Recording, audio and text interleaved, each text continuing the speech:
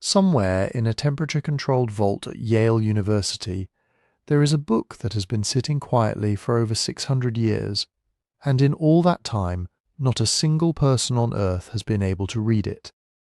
Not medieval scholars, not Renaissance cryptographers, not the codebreakers who cracked Nazi Enigma transmissions during the Second World War, not modern linguists armed with computational tools that can analyze millions of patterns in seconds. The book just sits there holding whatever it holds, refusing to give it up. That's not a metaphor. That's the actual situation we're in with the Voynich Manuscript. And the reason it keeps drawing researchers back, the reason it still generates serious academic papers and not just YouTube rabbit holes, is that it doesn't behave the way a fake should behave. It doesn't behave the way a simple cipher should behave either. It behaves like something we don't have a category for yet. And that is a genuinely strange place for a physical object to put us. Before we go anywhere, I want to be honest with you about something. This is not a video where everything gets explained by the end.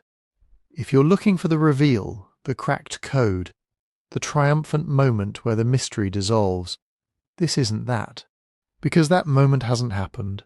What we can do is look carefully at what is actually known, what the physical evidence tells us, what 6 centuries of intelligent people have tried and failed to do, and why this particular mystery keeps resisting everyone who approaches it. That's a different kind of satisfying, but it's real. Here's the core problem that makes the Voynich Manuscript so difficult to walk away from.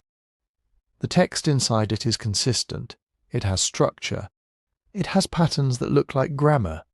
Certain symbols appear frequently, others rarely in distributions that match how natural languages behave. There are what appear to be word boundaries. There are repeating sequences that look like they could be verb conjugations or noun endings. Statistical analysis of the text produces results that, on paper, look like a real language being used by someone who knew what they were doing. And yet, after every serious attempt to extract meaning from it, the content remains completely opaque. That combination, consistent structure with zero confirmed translation, is what makes this a genuine scholarly mystery rather than just an unsolved puzzle. It's not that we haven't tried hard enough, it's that the harder people try, the stranger the results get. So what we're going to do together is slow down and actually look at this thing. Not jump straight to theories, not race toward conclusions, but start with what we can physically verify and work outward from there. The manuscript has been radiocarbon dated. That places the vellum it's written on in the early 15th century, most likely somewhere between 1404 and 1438. The ink, the quire structure, the binding, the pigments used in the illustrations, all of that has been examined by conservators and historians. There are things we know, there are things we can reasonably infer. And then there is everything else, which is where the theories live, some of them fascinating, some of them almost certainly wrong, and a few that remain genuinely plausible even now. The manuscript is divided into sections, plants that don't match any known species, astronomical diagrams that don't quite line up with any known system, pages filled with small human figures bathing in interconnected pools and channels, lists that might be recipes or labels or something else entirely. Each section will tell us something different, and each section will also leave us with new questions. That's the rhythm of this investigation. Every answer opens into a longer corridor.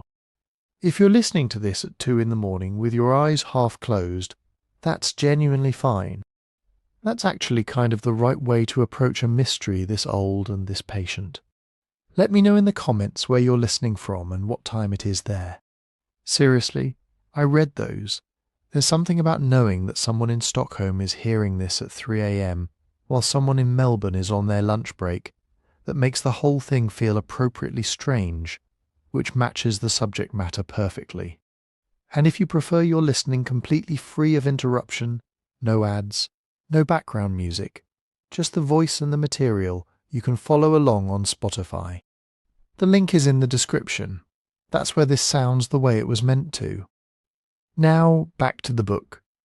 What we're really asking, underneath all the specific questions about plants and stars and ciphers, is this: what kind of text produces consistent, structured, statistically plausible writing across hundreds of pages without any of it ever yielding to translation?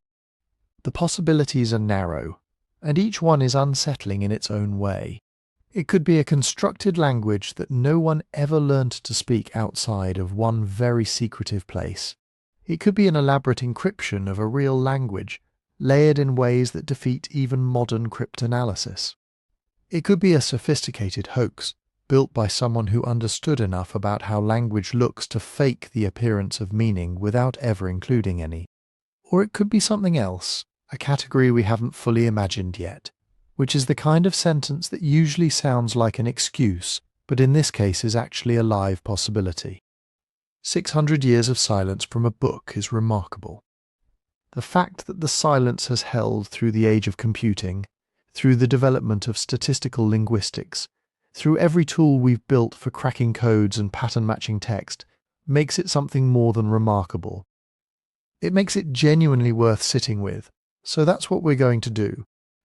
Take it section by section, layer by layer, with the patience the thing seems to demand. Let's start with what it actually is. The manuscript is held at the Voynich Rare Book and Manuscript Library at Yale University, which is worth pausing on for a moment. The Voynich is not a general archive. It's a specialized facility designed specifically for rare and fragile materials, with climate control, restricted handling protocols, and the kind of institutional oversight that tends to surround objects of significant historical or cultural weight. The fact that the Voynich Manuscript lives there tells you something before you've looked at a single page. It tells you that the people who study these things for a living consider it worth protecting at that level.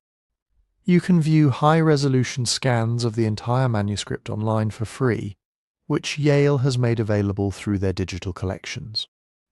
But the physical object itself is not something most people will ever handle, and that distinction matters when we start talking about what the material tests can and can't tell us. So, what is it, physically? It's a book made of vellum, which is prepared animal skin, most likely calf. Not paper. Vellum was the standard writing material for serious documents in medieval Europe, and it's also why the manuscript survived in the condition it has. Vellum is durable in ways that paper simply isn't. Pages are organized into gatherings called quires, which are the folded bundles of leaves that get sewn together to form a book. Some quires appear to be missing. The current page count runs to around 240 pages, but the numbering suggests there were once more, and wherever those pages went, they took whatever was on them with them. The binding is not original. What the manuscript was bound in during its earliest life, and how many times it has been rebound since, is not fully established.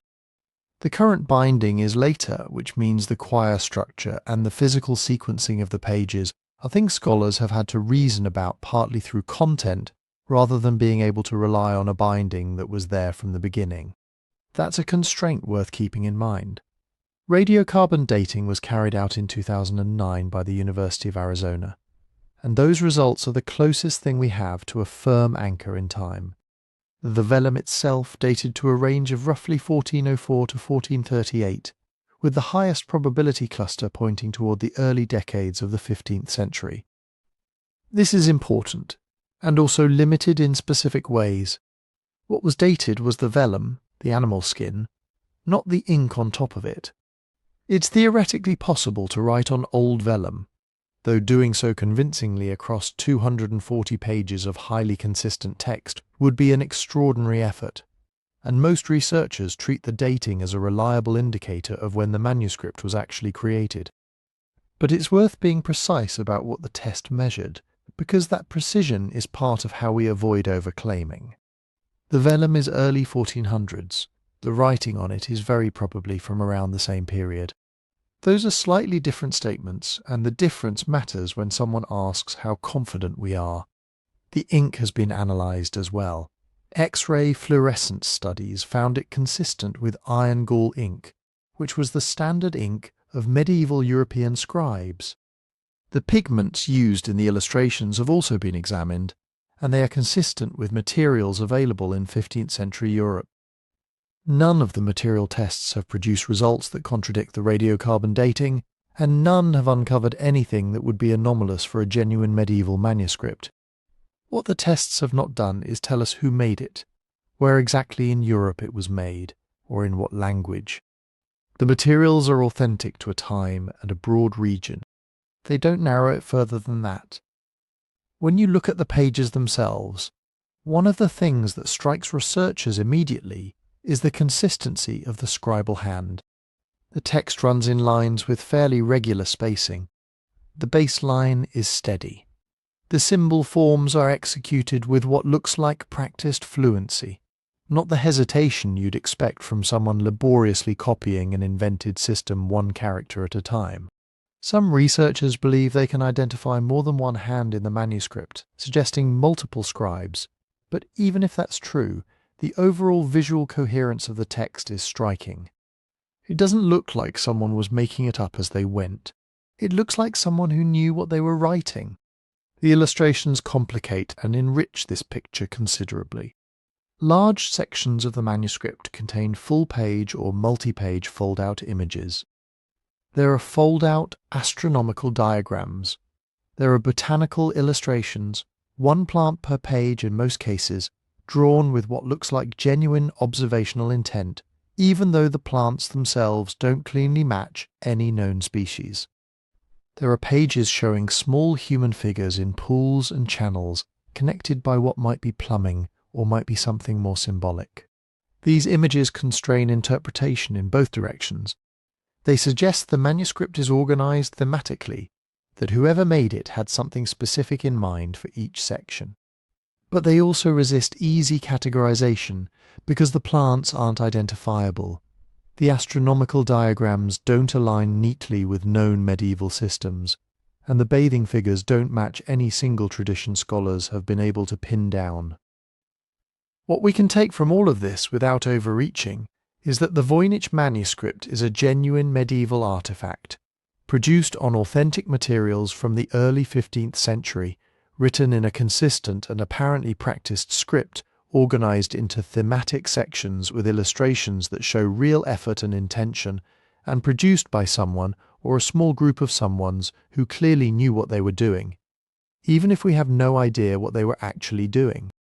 That's the honest summary of what the physical evidence gives us. It rules out some things. It doesn't solve anything. It puts us in the early 1400s, somewhere in Europe, holding a book that was made on purpose, for a purpose we still can't determine. And that's where the real questions begin. When you first look at the text, before you know any of the history, it doesn't feel like random scribbling. Your eye starts to pick out recurring shapes. There are tall, looped characters, squat ones that hug the line, glyphs that look a bit like numbers, others that resemble fragments of Latin cursive.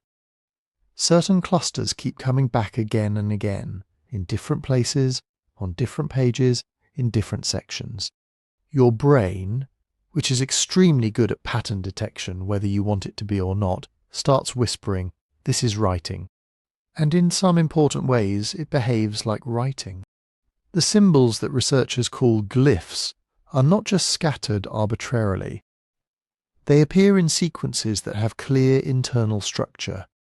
Some glyphs mostly show up at the beginnings of these sequences, some in the middle, some overwhelmingly at the end. If you think of the sequences as words, then certain glyphs seem to play the role of common prefixes or suffixes. There are also glyphs that almost never stand alone, but instead occur only as part of larger clusters. That's exactly the kind of positional behavior you see in real scripts that encode language. When you count things, the picture gets even stranger and more convincing. Across the manuscript, some glyphs are very frequent, some are rare. The distribution is skewed in a way that looks a lot like what linguists see in genuine texts. Word-like units follow a pattern reminiscent of Zipf's law. A small number of words occur very often. A larger number occur occasionally, and a long tail appear only once or twice. That's what you'd expect from meaningful text, not from someone just doodling shapes or copying random ink blots. The words also cluster by context. The botanical pages have certain favourites. The bathing pages have others. The astronomical diagrams show yet another dominant vocabulary.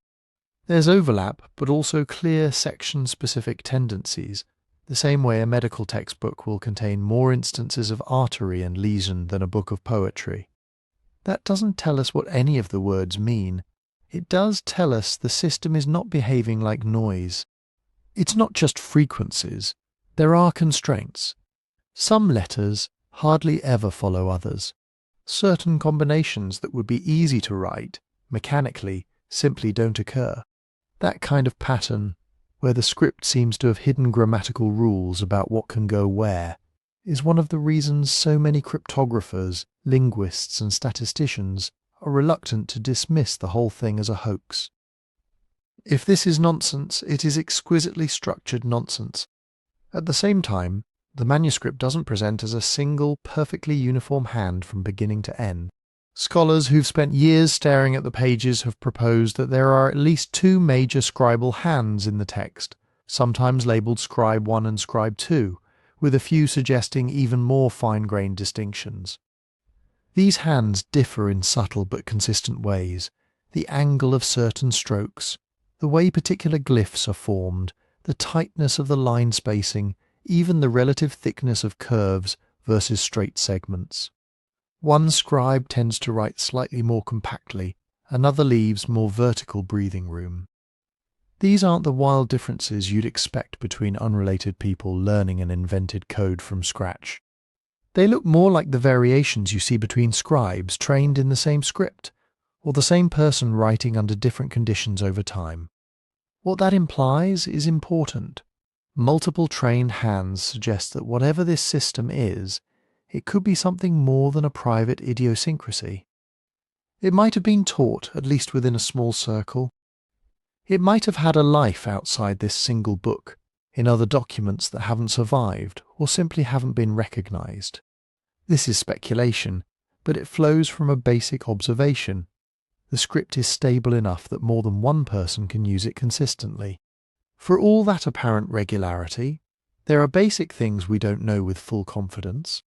The text appears to run left to right, with lines progressing from top to bottom in a way that resembles Latin manuscripts of the same era. The glyphs lean and connect in ways that make that reading direction seem overwhelmingly likely. But in the absence of a bilingual inscription or clear punctuation marks, even direction is, strictly speaking, an inference. We also don't know whether the spaces are real. The text is segmented into units that look exactly like words separated by spaces. But in a cipher, those spaces can be misleading. They might conceal the boundaries of an underlying plaintext, or they could be inserted at regular intervals just to mimic natural language. In an unknown natural script, they might represent syllables, morphemes, or something else entirely. There's no way so far to prove that the visible word breaks match the way the underlying information, if any, is chunked.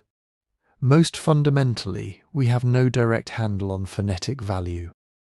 In a normal script, you can say, this symbol stands for this sound, or for this consonant with a built-in vowel, or for this syllable. Here, we can't tie any glyph to a sound in any known language. Without that anchor, we can't look for cognates, can't test straightforward substitution ciphers, can't align the text with parallel versions in other tongues. All the familiar tricks you'd use when approaching an undeciphered but suspected language, like Linear B or Egyptian before the Rosetta Stone, are much harder to apply. That ambiguity cuts both ways. Not being able to read the text does not mean it's meaningless. It might encode a natural language in an unfamiliar script. It might be a cipher, where the apparent alphabet is disguising another one underneath. It might be something more exotic, a constructed language or a shorthand or a hybrid system that mixes code and plain text. At the same time, the fact that it looks language-like does not guarantee that it genuinely carries linguistic content. A sufficiently careful forger, or someone with a taste for artificial scripts, could, in principle, have engineered glyph distributions and word patterns that deceive our pattern-hungry brains.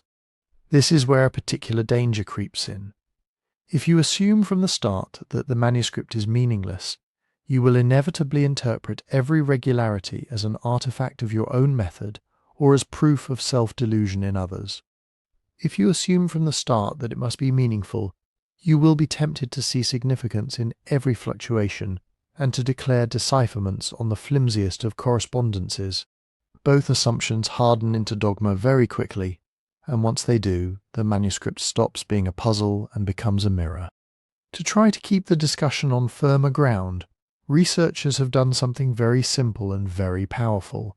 They've agreed, more or less, on a way to type the unreadable text. One of the most widely used tools is called EVA, the extended Voynich alphabet. It's not a claim about what the glyphs really are. It's a convention. For each distinct symbol shape in the manuscript, EVA assigns a Latin letter or letter combination. The strange 4-like glyph becomes one EVA symbol, the tall P like one another, and so on. The goal is not to say this stands for the sound K or this means water. The goal is just to have a consistent way to represent the script in ordinary text files. Once you have that, you can count things. You can run frequency analyses, search for recurring sequences, compare the vocabulary of one section to another, and share your results with other researchers who will be looking at exactly the same underlying strings.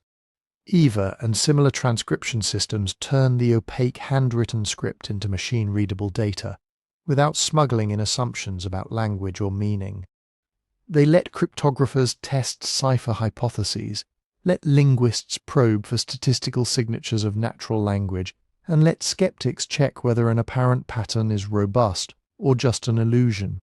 In other words, even without knowing what any of it says, or if it says anything at all, we can still study how it behaves. And once you start doing that across the different sections of the manuscript, the mystery deepens again, because the text isn't the only thing that changes from one cluster of pages to another. The imagery shifts too from plants to stars to human bodies in water. The next question becomes whether those shifting pictures and the shifting word patterns are telling the same hidden story, or two entirely different ones. If you flip back to the beginning of the manuscript before the stars and the baths and the dense blocks of labels, something else dominates. Page after page after page of plants. By rough count, nearly half the surviving folios are taken up with what looks at first glance like a huge illustrated herbal. Each page typically shows one large plant, drawn in colour, with a block of text wrapped around it. Stems curl, leaves branch, roots twist into chunky, almost anatomical masses. Some plants get smaller marginal details, like detached leaves or seeds. Others sit above what look suspiciously like jars or containers, as if someone is telling you, this is what you boil, this is what you grind. If you didn't know anything else, you might assume you were looking at a typical medieval pharmacological manual. In the 1400s, those were everywhere. Monasteries, universities, and urban doctors all used herbals that paired images of plants with notes on where they grow, what they're called and what they're good for, wounds, fevers, digestion, love charms. From a distance, the Voynich botanical section fits right into that genre. Up close, it doesn't. The first thing that bothers botanists is simple. Most of these plants are not identifiable with any confidence. That's not because they're badly drawn. On the contrary, the illustrator is oddly consistent. Leaves of the same species are drawn with similar veins and margins. Root textures repeat. There's an internal logic. But when you try to map them onto real-world flora, the details drift. You might see a leaf that looks a bit like plantain, but it's attached to a stem that behaves more like a vine. The flower on top resembles something you'd expect on a thistle, but the root system sprawls into bulbous lobes you'd associate with a completely different family. It's as if the artist has taken pieces from multiple plants and stitched them together into a single composite organism that never actually grew in any real soil. This composite quality is everywhere. Flowers that look plausibly like violets sit on stalks that behave like lilies. A recognizable sunflower head will be perched over leaves that belong on a water plant. Some roots fan out into long-haired tendrils like ginseng or valerian. Others are carved into almost tool-like shapes, as if someone peeled the plant back to reveal wooden implements underneath. A few examples seem tantalizingly close to real species when you squint, but then a leaf count, a petal structure, or a branching pattern refuses to line up. Working botanists and historians of science have spent decades on this. They've approached it with plant taxonomy, with knowledge of medieval agriculture, with familiarity in trade routes and imported materia medica. The consensus is not that every plant is unrecognizable, but that as a set, the identifications are unreliable. Too many features are off, too many supposed matches require you to ignore blatant contradictions in favor of one or two convenient similarities. There are, broadly, a few ways to explain this. One possibility is stylization and memory. Medieval herbal illustrators often weren't painting from life. They were copying from older manuscripts, sometimes repeatedly over centuries. At each step, features could be exaggerated or simplified. Leaves become more schematic, roots more ornamental, colours more symbolic than realistic. By the time you get to the Voynich illustrator, you might be looking at a copy of a copy of a copy, the botanical equivalent of a phrase that's been whispered through too many rounds of telephone. But that familiar copying story doesn't quite solve it, because when we look at other European herbals from the same broad period, even the stylized ones, we can usually recognize a good portion of the plants. Their errors are noisy, not systematic. Voynich's oddities feel systematic. The same kinds of anatomical distortions reappear across the section. So researchers widen the net. Maybe these are not European plants at all, but a flora from somewhere else. The Eastern Mediterranean, Central Asia, even the Americas, if you're willing to push the dating and authorship in controversial directions. In that view, the composite features might be the result of someone trying to depict unfamiliar species using a visual vocabulary built on familiar ones. You see something new, you draw it with the leaves, stems and roots you already know how to picture. Another option is that the plants are symbolic, not attempts at literal portraits, but diagrams of properties. A root drawn like a liver might indicate a liver remedy. Leaves drawn with tear-shaped drops might suggest diuretic uses. Medieval herbals did sometimes lean into this doctrine of signatures mindset, where a plant's appearance hinted at its therapeutic use. If the Voynich botanical section is built on that logic, then what looks like biological distortion could actually be a visual encoding of how the author thought the plant behaved in the body. Then there's the more radical possibility that many of these plants are deliberately invented. Not in the sense that the artist had no idea what a plant looks like, but in the sense of constructing careful hybrids. You want to write about a preparation that uses 3 real herbs. Combine their leaves, flowers, and roots into one visual emblem. Anyone in the know would recognize which parts corresponded to which ingredients. To everyone else, it's just a fantastical specimen that doesn't exist, and therefore doesn't give away your recipe. To understand why that kind of deliberate disguise even enters the conversation, it helps to compare Voynich's plants to standard medieval herbals. In those, you'll usually see a more or less consistent pattern. One plant per page, drawn from the side, with roots on the ground line and flowers in the air. Names are often written above or beside the image in Latin or a vernacular language. The text will describe habitat, harvesting times, and medical uses in fairly predictable prose. Even when the art is awkward, the intention is transparent. Here is the plant, here is what we call it, Here is what it does.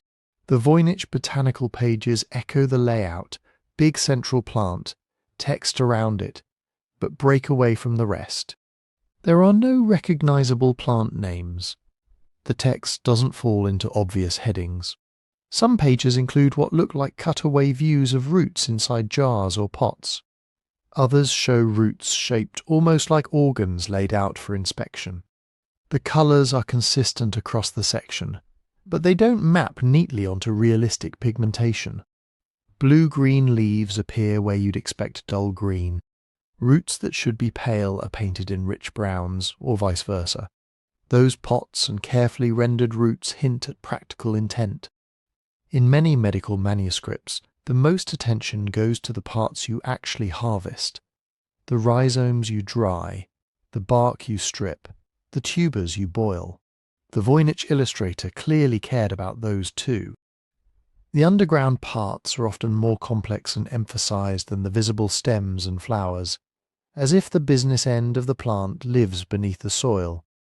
That, in turn, fuels the idea that we're looking at some kind of working manual, concerned with which parts to use and how to process them, even if the exact pharmacology is beyond our reach. At the same time, the persistent weirdness of the plants fuels a more guarded interpretation. If someone wanted to hide knowledge recipes, proprietary remedies, maybe even ritual plants from prying eyes, drawing impossible hybrids would be one way to do it. To your students, you teach the key. This leaf shape stands for this herb, this root texture for that one. To anyone else, the page is opaque, a herbal and a cipher at once. That tension runs through almost every discussion of the botanical section. On one side, the regular layout, the focus on roots and plant parts, the sheer labour involved in painting dozens of specimens all suggest a serious practical project, a real manual, even if it's built on ideas and species we no longer recognise. On the other side, the anatomical distortions, the composite features, the lack of clear matches, even when experts have tried for decades, give weight to the notion of deliberate obfuscation, or at least a visual language that isn't trying to be straightforwardly realistic. And because we can't read the labels, we're stuck hovering between those possibilities. The plants won't settle into being simply wrong or simply encoded. They just sit there, page after page, insisting that the book is about something tangible, roots, leaves, preparations, even as they refuse to line up neatly with any landscape we know. When you turn from them to the next cluster of pages, the stars and circles waiting in the astronomical section, that same question comes along. Is this the world faithfully recorded, or the world through a very strange, very private lens? When you turn that page, the roots and stems drop away and something else takes over. Circles, wheels, chains of stars marching around the edges like beads on a string. Roughly a dozen folios in the Voynich Manuscript are dominated by these circular diagrams. Some are simple, a central disk, rings around it, star-like shapes or flower-like rosettes filling the bands. Others are crowded with layers of nested circles, radial spokes, and little starbursts tucked into compartments like notes in a filing system. The overall impression is unmistakable. This is some kind of astronomical or astrological section.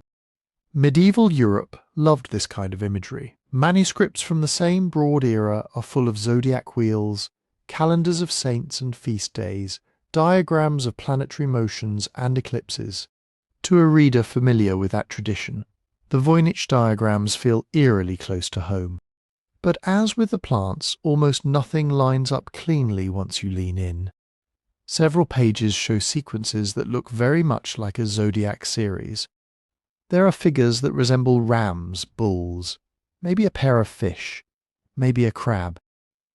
Around them, rings of small text labels, as if each little star or segment is being named. In many medieval medical manuscripts you would expect exactly this. Zodiac signs linked to the months of the year, each one surrounded by labels for days, or for houses of the moon, or for body parts thought to fall under that sign's influence. Voynich's pages echo that format. A central emblem, then concentric rings packed with writing in the unknown script. Some of the labels repeat in patterns that feel a lot like month names or day counts. Short, regular words, turning up again and again at roughly even intervals, especially around what appear to be zodiac symbols. That regularity is one of the reasons many researchers think the book is not meaningless. A hoaxer drawing random gibberish wouldn't easily produce the kind of structured repetition that looks like Aries, April, May, even if we can't actually map the Voynich words to those concepts. At the same time, the specifics resist being pinned down. The creatures in the centre of these wheels almost match standard zodiac iconography, but they're often off just enough to inject doubt. A ram that doesn't quite ram, a scorpion that might simply be some other many-legged thing, a pair of human figures that could be Gemini but might just be two people drawn together. The colour palette is similar to European astrological manuscripts, greens, reds, yellows, but that's not much help. Those were the pigments most people had. And then there are the stars. Many pages in this section, and in adjacent ones, are sprinkled with small star-like shapes, usually with 8 or more points, often with a tiny coloured dot at the centre. Sometimes each star carries a little label.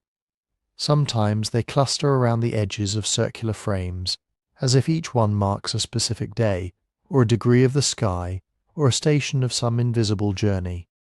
In other medieval works, this kind of layout is fairly well understood. You might have a circular calendar, where each day of the year sits in a tiny cell around the rim, or a diagram showing the so-called mansions of the moon, with each little division corresponding to a portion of the lunar cycle used in astrological predictions. Medical astrology in particular was fond of expressing the relationship between heavens and bodies in diagrams. Which days were good for bloodletting? Which phases of the moon favoured different treatments? Because we have those analogues, it's very tempting to say the Voynich astronomical section is doing something like that.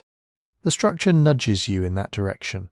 The presence of zodiac-like figures near what look like radiating lists of labels strongly suggests calendars or horoscopes or some scheme of cyclic time.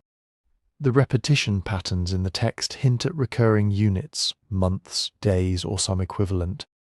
Yet the temptation is exactly the problem. Medieval diagrams are deceptive. Two circles can look almost identical and mean completely different things depending on the text you no longer see. One copyist might draw a wheel to show the order of the planets from Earth. Another might use nearly the same layout to show the order of virtues and vices, or the stages of a disease. Without headings and commentary, shape alone can mislead you. With the Voynich Manuscript, we don't just lack the commentary, we can't read the labels at all. So every time we point to a wheel and say, this is probably a calendar, we're making an educated guess based on visual similarity and structure, not on explicit evidence. That guess might be right. Many historians of science think the odds are good that at least part of this section is some form of astronomical or astrological handbook. But the line between resemblance and proof is thin, and the manuscript forces you to feel that difference. This is where the astronomy section becomes a test case for how we think about meaning in the book. On one hand, the circular layouts, the repeated motifs, the zodiac-like imagery, and the apparent cycles in the surrounding text all argue strongly against pure randomness. If someone wanted to create a meaningless hoax, they could have scribbled lines and shapes with none of this consistency. Instead, we see careful symmetry, nested structures, and labelling schemes that echo real medieval practices, even if they don't match any specific tradition we know. The diagrams look like they're tracking something, time, motion, influence, across repeated cycles. That something may be lost to us, but the intent to organise is hard to deny. On the other hand, these same features highlight how fragile our interpretations are when they rely solely on icons. A star symbol might mean an actual star, or it might be a marker for a recipe step, or a person, or a chant. A circle divided into 12 segments might be the zodiac, or a liturgical calendar, or 12 stages of a treatment, or 12 ingredients in a process. Without a key to the script, we're always in danger of reading our own expectations into the images and congratulating ourselves on finding what we already believe. So the astronomical section sits in an awkward middle ground. It doesn't resolve any of the big arguments about the manuscript, but it does shift the weight slightly. The wheels and stars and repeating labels make a strong cumulative case that the book is built on structured information, not on playful nonsense. At the same time, they warn us that structure alone is not enough. You can recognize a calendar-like pattern and still not know what, exactly, is being counted. And when you move from these stars and circles into the next cluster of pages, where human figures appear in pools and pipes and strange bathing contraptions, that tension only deepens. The heavens, the body, time, treatment, everything seems to be connected. But without the words, we're left tracing the outlines of a system that clearly exists, while knowing that its inner logic is still just out of reach. If the astronomical folios feel distant and abstract, the next pages feel almost uncomfortably intimate. Suddenly the manuscript fills with people, mostly women, or at least figures with rounded bodies and long hair, drawn without clothes. They stand in tubs, recline in basins, huddle in what look like barrels, or float in bulbous containers connected by a maze of green and blue pipes. Water, or something like water, seems to flow through these channels, filling and draining the baths in a looping, almost mechanical system. This cluster of folios is often called the balneological section, from balneum, the Latin word for bath. At first glance, it's tempting to say this must be about bathing cures, spa treatments, some kind of medical hydrotherapy. And there is a historical context that makes that sound plausible. Late medieval and early Renaissance Europe had a thriving culture of baths and mineral springs. Across the German-speaking lands in northern Italy, in Bohemia and beyond, people flocked to town baths and natural spas for cleanliness, but also for healing.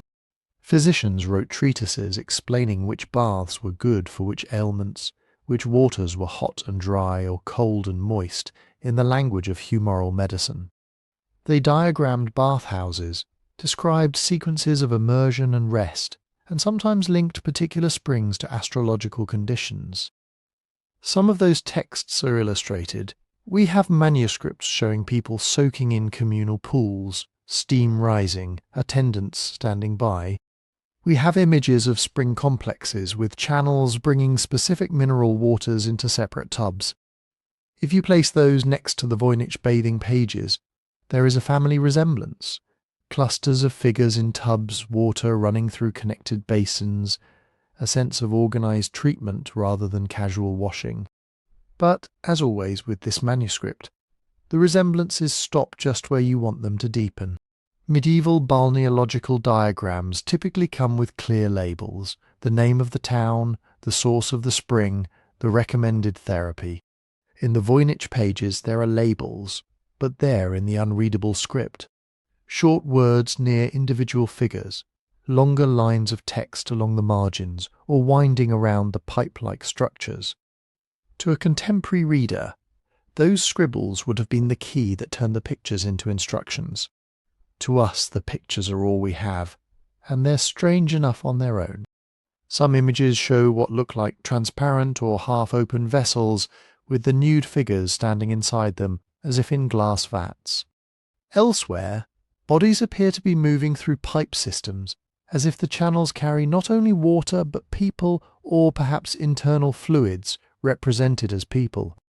On a few pages there are objects that look like organ-like bulbs or swollen sacs, connected by branching tubes that have led some researchers to see them as highly stylized anatomical diagrams, blood vessels, lymph channels, maybe even reproductive organs reimagined as baths and pools. That anatomical reading leads into a second line of interpretation. Instead of depicting actual bathhouses, these pages might use bathing as a metaphor for processes inside the body. In medieval and early modern texts, It's not unusual to see bodily functions illustrated allegorically: furnaces for digestion, pipes for veins, cisterns for humours.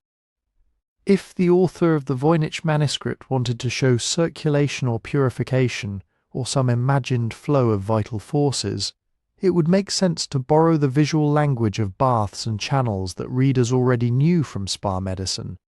Then there is a third possibility, one that appears whenever pipes and vessels show up in medieval art: alchemy. Alchemical manuscripts from roughly the same centuries are filled with networks of flasks, retorts, alembics, and distillation coils. Liquids are heated, transformed, and cycled in and out of connected glassware. Sometimes human figures stand in for substances or stages of the work. Sometimes kings and queens sit in baths that represent dissolving metals. You can easily look at the Voynich figures sitting in round tubs, connected by coiling channels, and think of alchemical sublimation, separation, or washing of matter. Over the years, scholars and enthusiasts have proposed all of these readings: a handbook of spa cures for wealthy patients, a hidden anatomy text disguised as bathing scenes, an alchemical treatise coded in the language of baths, or even a spiritual allegory of purification and rebirth. Each theory can point to details that seem to fit: repeated motifs in the pipework, recurring configurations of tubs, clusters of similar-looking figures in similar positions. It all suggests that these pages aren't random doodles, they're systematic, even if we can't say what's being systematized. But the same problem that haunted the astronomical diagrams returns here in an even sharper form. The imagery repeats, yet the captions remain unreadable. We can see that particular tub and pipe arrangements recur across different folios, often with small variations. We can see that some figures are labelled and others are not, and that the labels around one configuration are very similar to those around another. That patterning implies technical content, perhaps a standard treatment repeated with slight modifications, or a single process applied to different substances, or the same organ depicted in several states. What we can't see is the semantic layer. Is this page telling someone, for this illness, bathe in such and such water under this star? Is it explaining, this channel draws off phlegm, this one returns blood to the liver? Is it instructing an alchemist, wash the material 3 times in this solution until it becomes green? The structure hints at all of these, but commits to none. And that ambiguity matters, because it affects how we imagine the intended audience.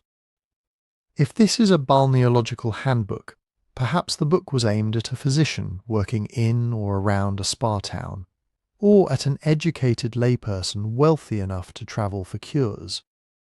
If it's a metaphorical anatomy, maybe it was for teaching students of medicine, or even midwives, using familiar spa imagery to learn about the invisible interior. If it is alchemical, the audience shrinks again, a small circle of practitioners comfortable with veiled diagrams and encoded instructions. The level of abstraction in the drawings complicates the picture. These aren't straightforward depictions of a specific, identifiable bathhouse you could match to a real town. Nor are they clearly located in a particular social setting. There are no attendants, no physicians, no external architecture beyond the tub and pipe environment itself. That inward focus nudges interpretation toward an internal, perhaps even esoteric readership, people who already knew what these schemas represented and didn't need real-world scenery to orient them. At the same time, we have to be careful not to project our own categories too confidently onto the pages. The figures are mostly nude, but there's no explicit erotic charge. The poses are functional rather than suggestive: standing, sitting, stepping into or out of containers. Medieval art often treated nudity differently than modern viewers assume, especially in medical and religious contexts. To call these pages sexual says more about contemporary discomfort than about the intent of the original artist. Similarly, because we know about modern spas, or about later anatomical atlases, it's easy to see exactly those things here. But what we can actually say is more modest. The drawings consistently show human figures in relation to flowing media, liquid or something that behaves like liquid, inside a highly controlled, repeatable network of containers and channels. The same configurations recur, and the unknown text appears to label both people and pathways. All of that is solid observation. Whether the fluid is water, blood, spirit, or mercury is where speculation begins. So the balneological pages deepen the sense that the Voynich Manuscript is about processes, things that flow, change and cycle, whether in the sky, in the body, or in matter itself. They also deepen the gap between what we can see and what we can responsibly claim. We can trace the channels with our eyes, follow the little figures as they step from bath to bath, notice the words that echo like refrains around particular motifs.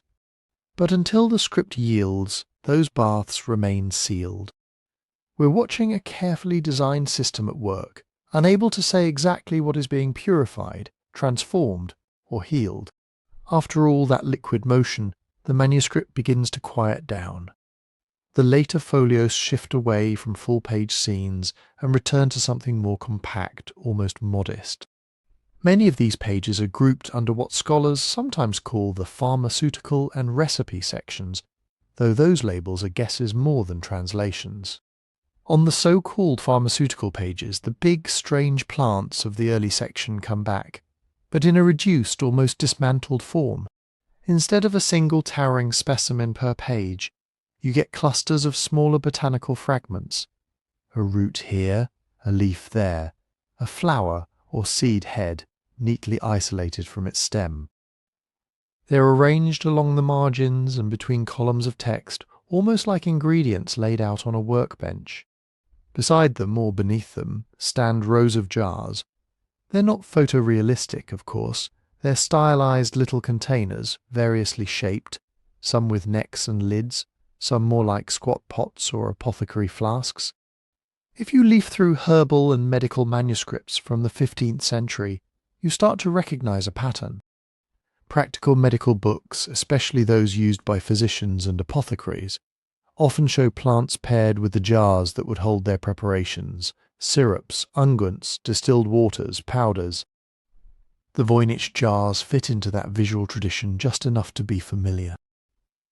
They sit in columns or in small groups, sometimes with plant parts associated with particular containers, sometimes standing alone with text nearby.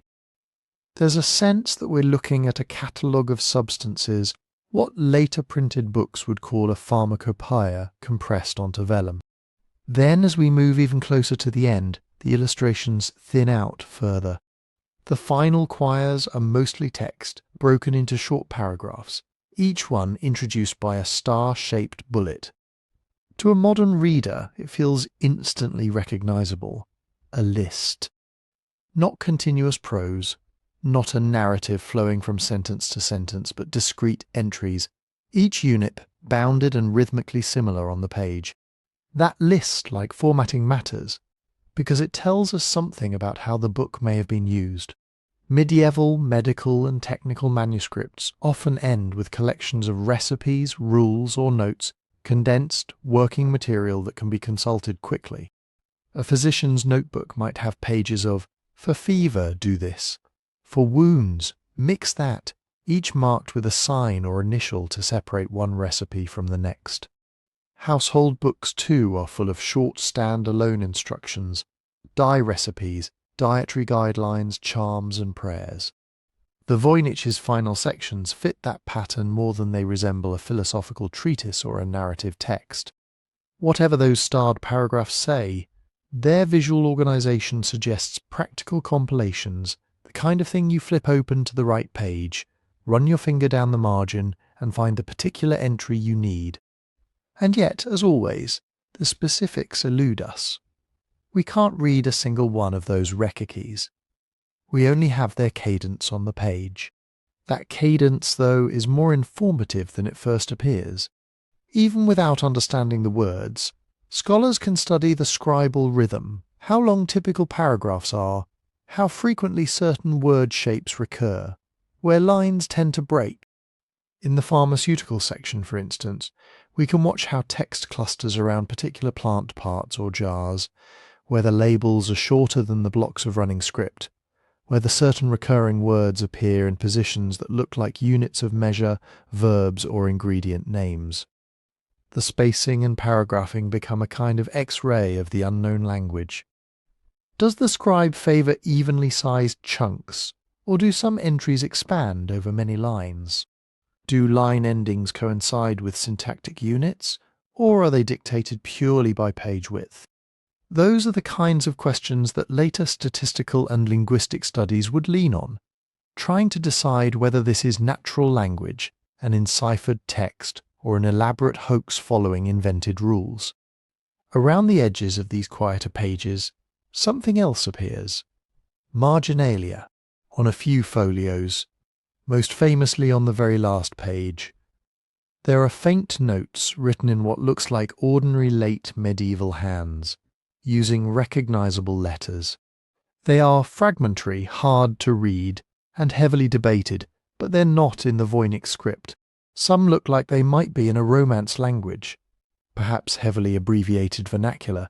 Others resemble German scribbles or even nonsense imitations of Latin. There's also a scattering of small additions elsewhere, corrections or extra letters near the main text, little insertions that seem to be later interventions. These scraps matter because they anchor the manuscript just a bit in the broader scribal world we can actually read. They suggest that at some point after the main text was written, later hands felt free to jot notes in the margins or on a blank area at the end. That is the behaviour you see with working books, manuscripts that live on desks, in chests, perhaps in a small library where owners and readers annotate, cross-reference, or leave reminders for themselves. Taken together, the jars, the ingredient-like drawings, the star-marked paragraphs, and the marginalia point away from the idea of the Voynich manuscript as a pure display object. There is craftsmanship here, certainly. The vellum is decent quality, the inks are stable, the layout is deliberate. But the later sections read, visually, like a tool, a reference, a repository of procedures and substances, arranged so that someone could find and reuse them. At the same time, the way those final pages behave deepens the mystery instead of resolving it.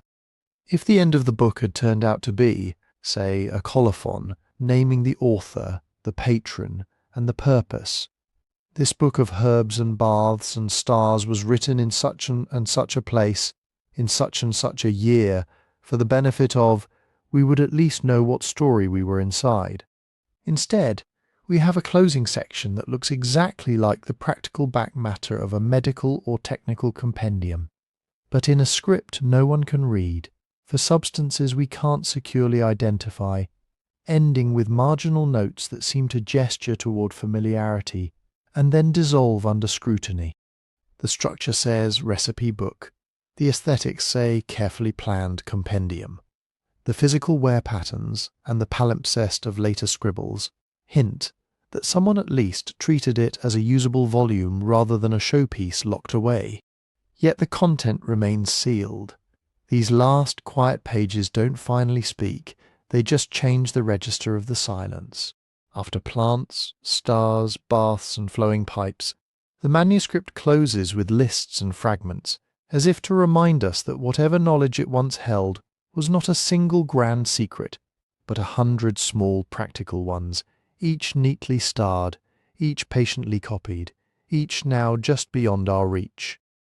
If the manuscript itself refuses to give us a tidy ending, the historical record does much the same. For a physical object that still exists bound between covers in a modern library, the Voynich manuscript leaves a surprisingly faint trail through time. We can touch it, test it, photograph every page in high resolution, but if you try to follow it backward through the centuries, the line of evidence thins to almost nothing. Start with what can be dated without argument. When researchers at the University of Arizona radiocarbon dated tiny samples of the vellum in 2009, the results clustered tightly in the early 15th century, most likely between about 1404 and 1438. That doesn't tell us when the text and images were put down, Someone could, in theory, write on old parchment, but it gives us a solid "not earlier than" for the creation of the book as a physical object. We are, at the very latest, in the early 1400s. From there you might expect a normal manuscript life, a colophon naming the scribe, a monastery library mark, a mention in some dusty inventory. Instead, we get silence. For perhaps 200 years, maybe more, the book moves through European history like a ghost. No dated ownership inscription we can trust, no clearly matching catalogue description, no contemporary scholar saying, "I saw a curious book filled with unknown writing and impossible plants." Our first real handhold does not come until the early 17th century, and even then it arrives sideways.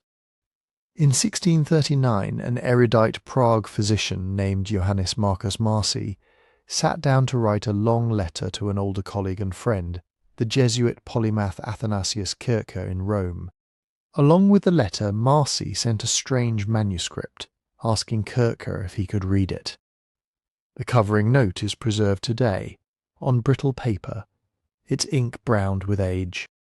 It mentions that the enclosed book had once belonged, according to what Marci had been told, to the Holy Roman Emperor Rudolf II. It also repeats a bit of court gossip, that Rudolf had supposedly paid 600 ducats for it, believing it to be by the English philosopher Roger Bacon. That letter, dated and addressed, is the first secure documentary link in the Voynich chain of custody. We know, from those few pages of Latin prose, that by the 1630s the manuscript had reached the learned circles of Prague. We know it had already attracted speculation about its authorship.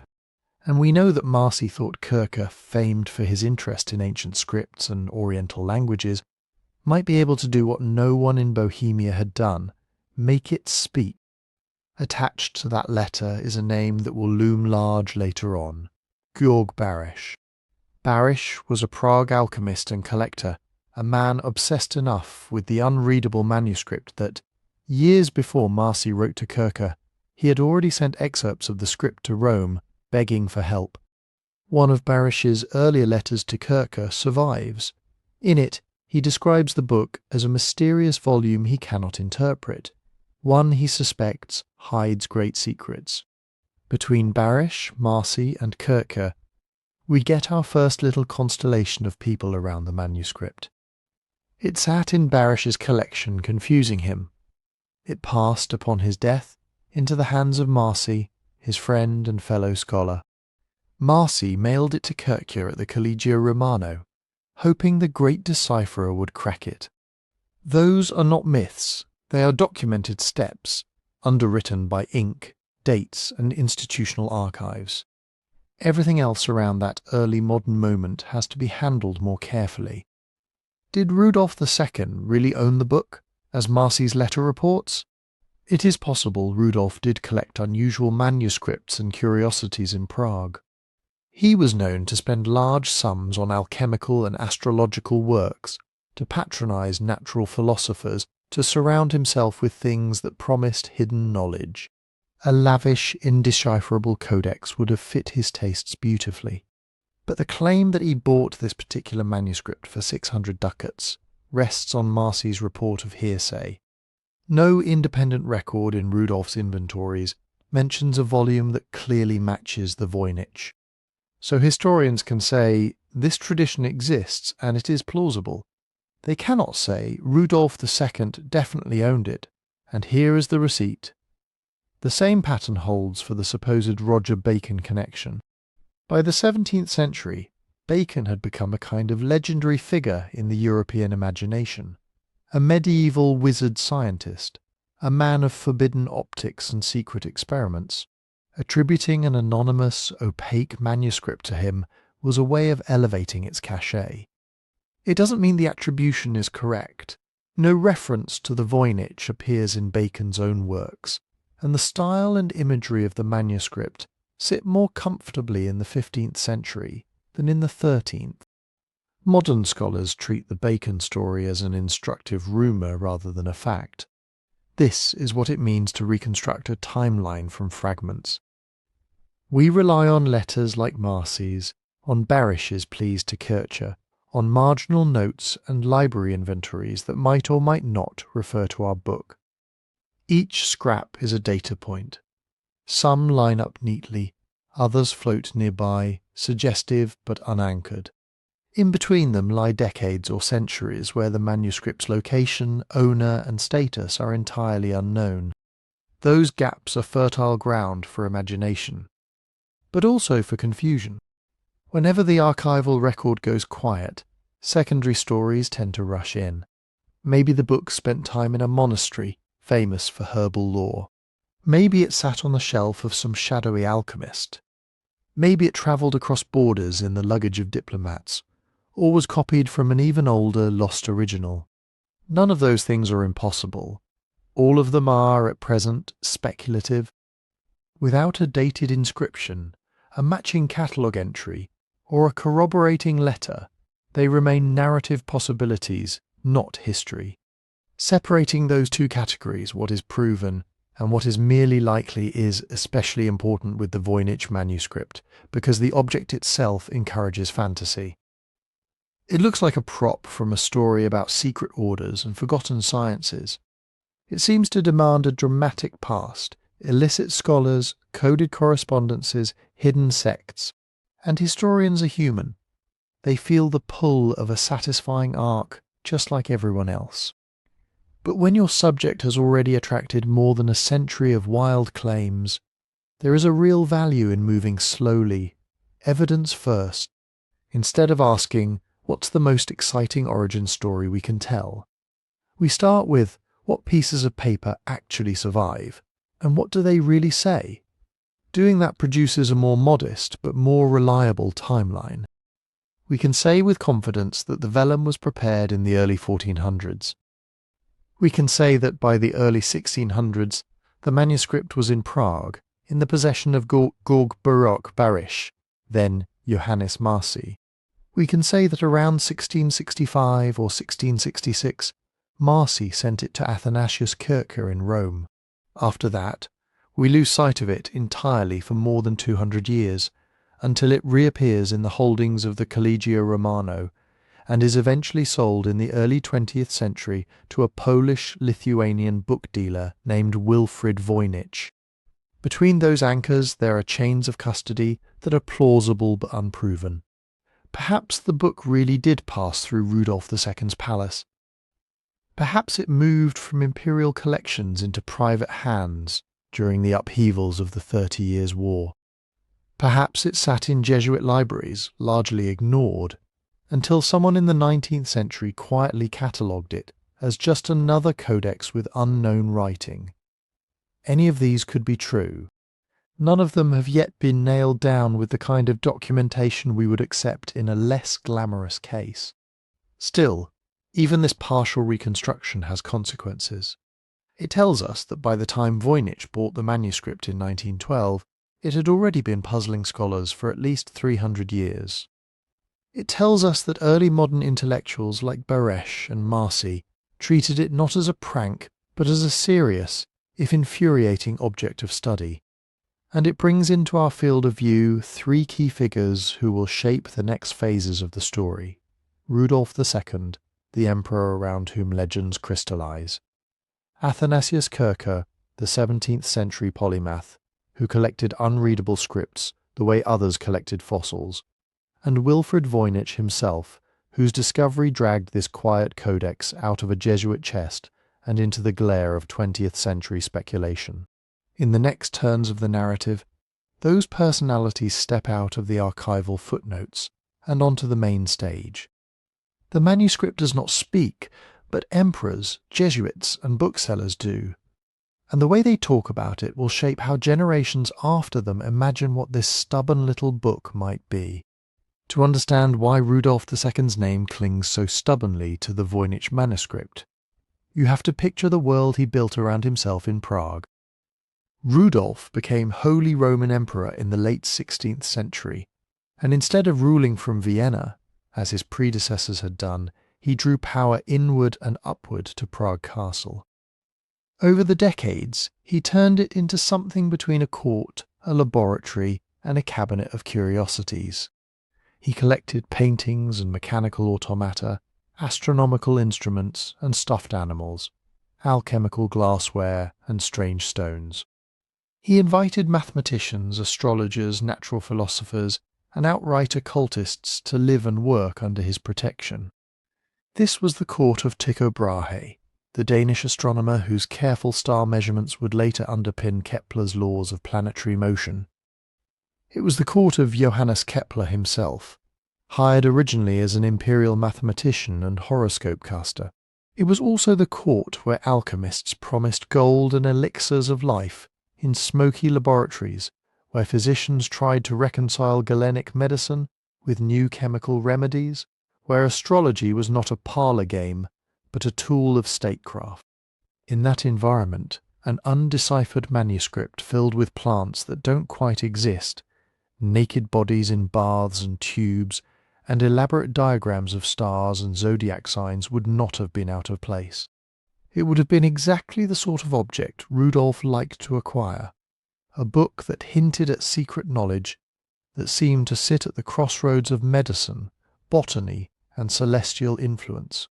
That is the world sitting behind Johannes Marcus Marcy's brief remark, written in 1639, that the mysterious book he was forwarding to Athanasius Kircher had once belonged to Rudolf II, and that the emperor had supposedly paid 600 ducats for it, thinking it was by Roger Bacon. Historians looking at that claim separate it into parts. The first part, could Rudolf reasonably have owned such a thing? Seems entirely plausible.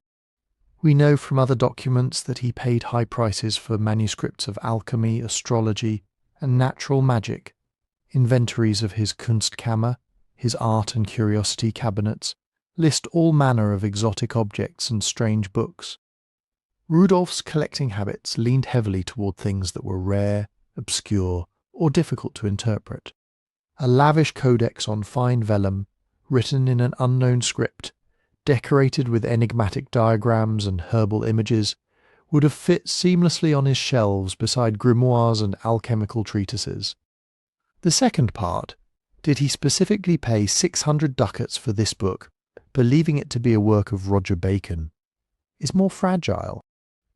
The amount is large, but not unimaginable for a wealthy collector in search of something special.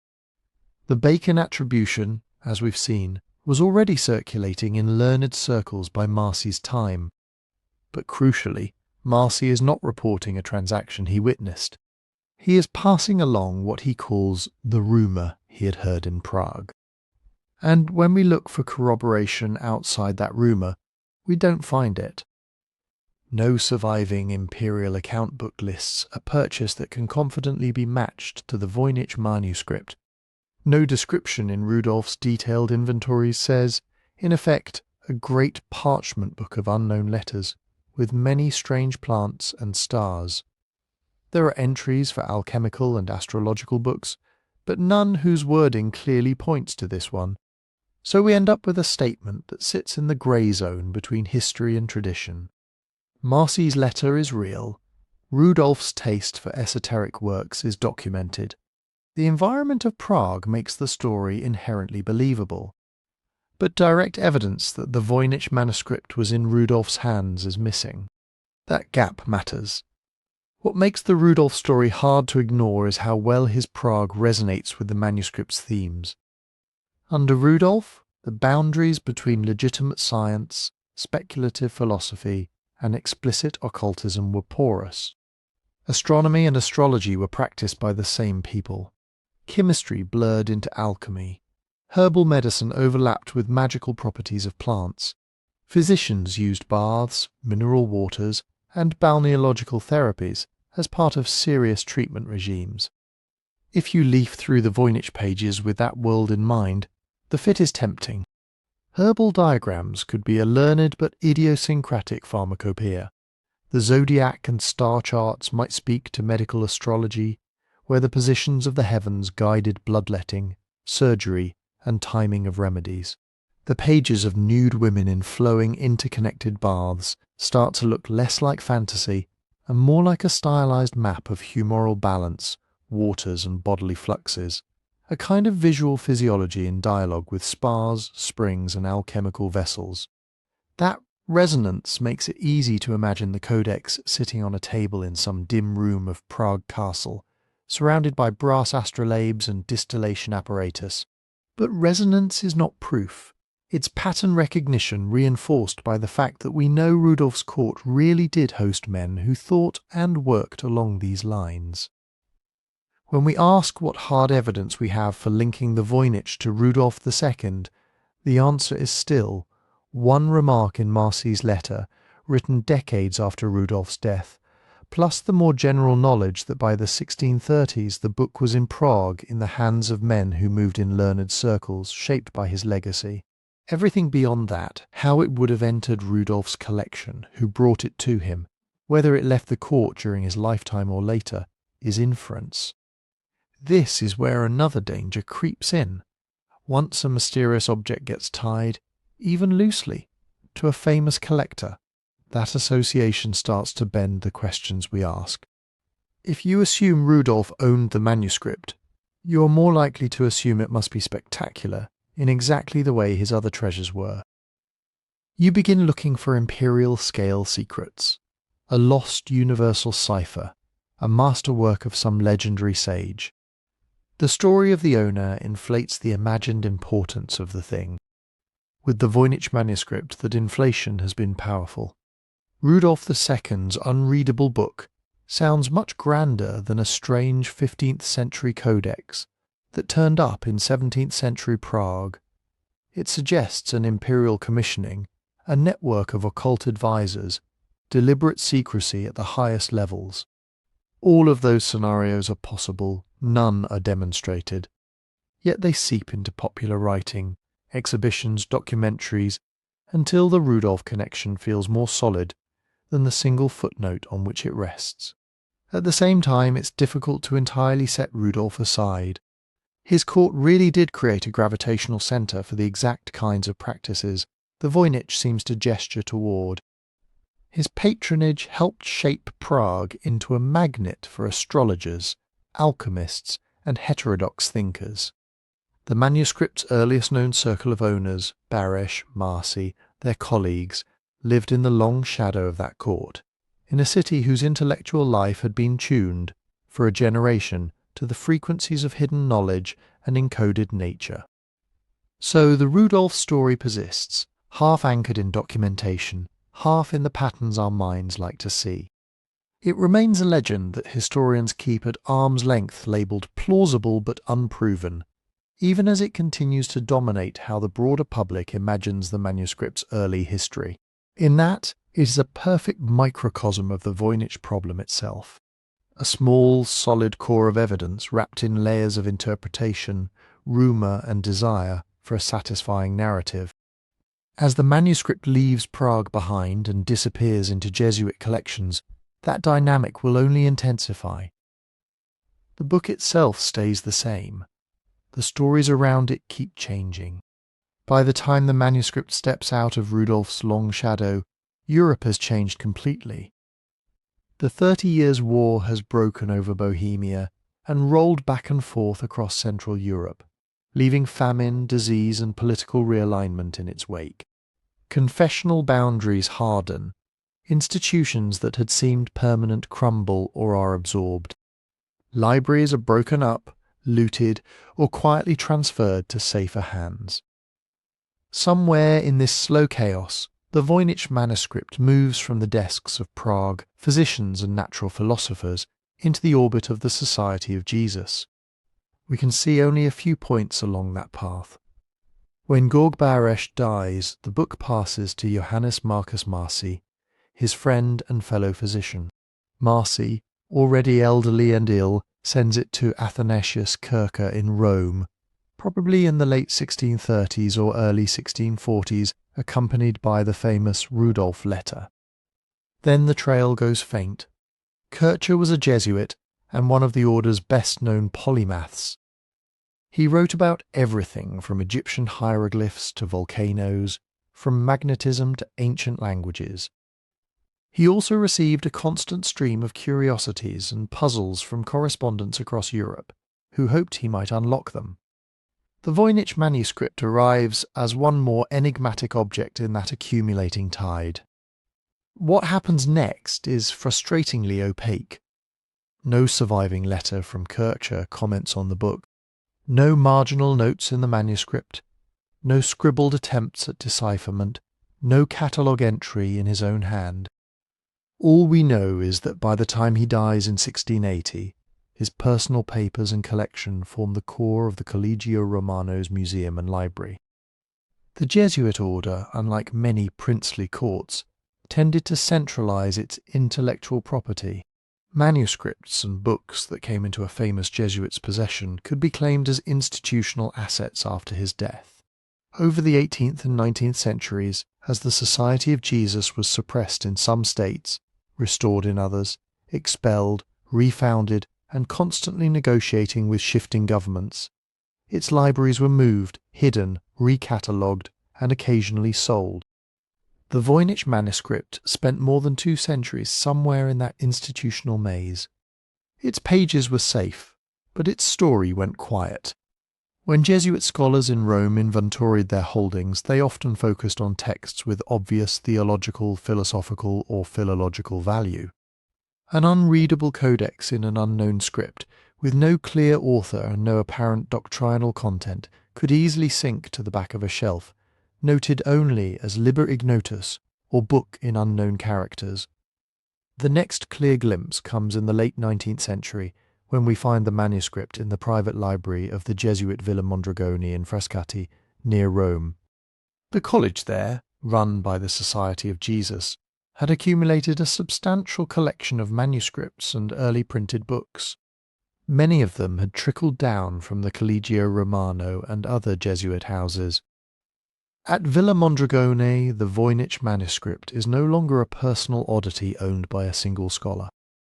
It is a quiet asset of a religious order that by this point is perpetually under financial strain. Maintaining schools, missions, and properties costs money. Manuscripts can be sold. Enter Wilfrid Voynich. Voynich was a Polish-Lithuanian bookseller and political exile who had made a career out of dealing in rare manuscripts and early printed works. By 1912, he was well known in antiquarian circles, with a particular talent for persuading underfunded institutions to part with items they no longer prioritized. That year he visited Villa Mondragone, where the Jesuits had discreetly decided to sell off portions of their library to reduce debts. Somewhere in a trunk or cabinet of unsorted materials, Voynich was shown a thick vellum codex in a worn binding, written in unknown characters, illuminated with strange plants and zodiac diagrams. The story he later told of immediately sensing its importance, of recognizing something unprecedented, is hard to verify, and like the Rudolf tale, it has probably grown in the retelling. What we can say is that he bought it, along with a number of other volumes, and took it away. From that moment, the book acquires the name we use today. It is not the Rudolf Manuscript or the Kircher Codex. It becomes, in auction catalogues, correspondence, and eventually scholarship, the Voynich Manuscript, simply because Wilfrid Voynich was the one who pulled it back into the light. Voynich's role in the manuscript's modern life is hard to overstate. He was not a dispassionate archivist. He was a dealer with a strong sense of drama and a clear financial incentive to make his discoveries seem as extraordinary as possible. He had the vellum radiocarbon tested as far as contemporary methods allowed. He commissioned photographs. He prepared facsimiles. He circulated descriptions to scholars at major universities, always stressing the mystery: unknown script, unknown language, unknown author, unknown content. And it worked. Early 20th century academics who saw the book were intrigued, even if they weren't sure what to make of it. Cryptographers, medievalists, historians of science all took a look. Some found the script too regular and the illustrations too coherent to be a random fantasy. Others were instantly suspicious, wondering if the unknown writing might be a clever hoax designed to fleece a gullible collector, perhaps even Rudolf II himself. That mix of excitement and skepticism is the beginning of modern Voynich studies. Before Voynich, the manuscript had been a local curiosity in Prague, then a buried puzzle in Jesuit archives. After Voynich, it becomes a problem for the international scholarly community. Articles appear, private attempts at decipherment proliferate. The first competing theories about its nature as cipher, constructed language, or nonsense take shape. But Voynich's promotional flair also planted some thorns that researchers still have to work around. To help market the book, he leaned heavily on the most dramatic parts of its backstory.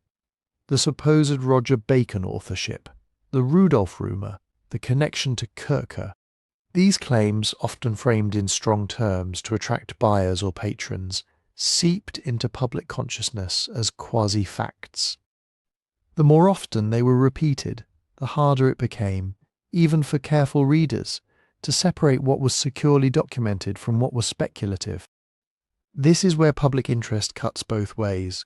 On one hand, broad fascination brings resources.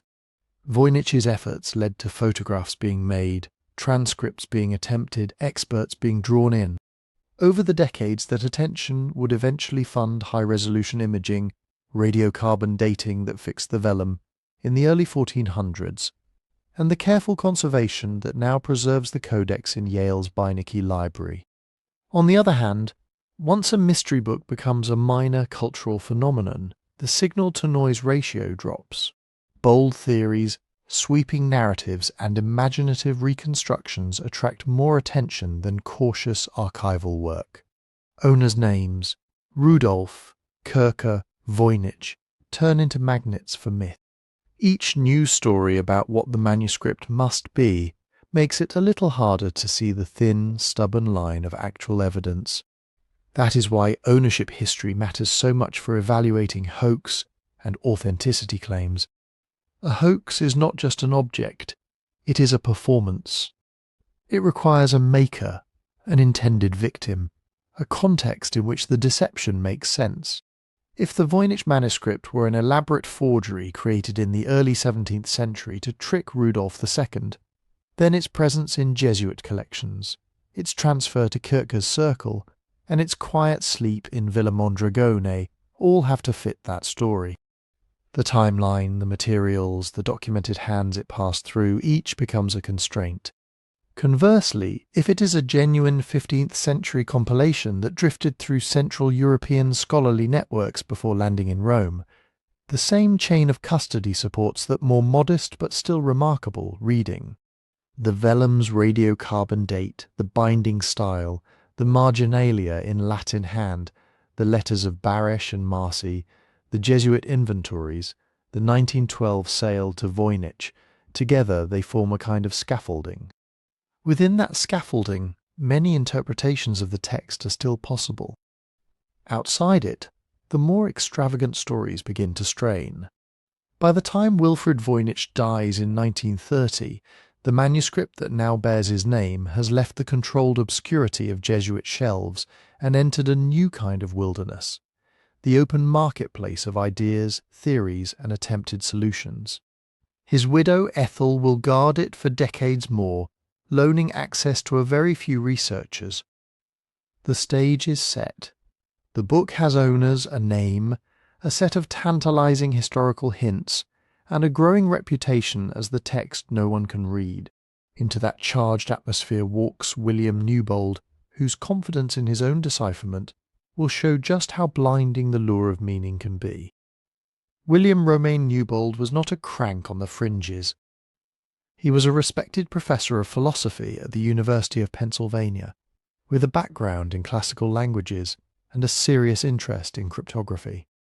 When Ethel Voynich allowed him to study the manuscript in the 1910s, she wasn't handing it to a random enthusiast.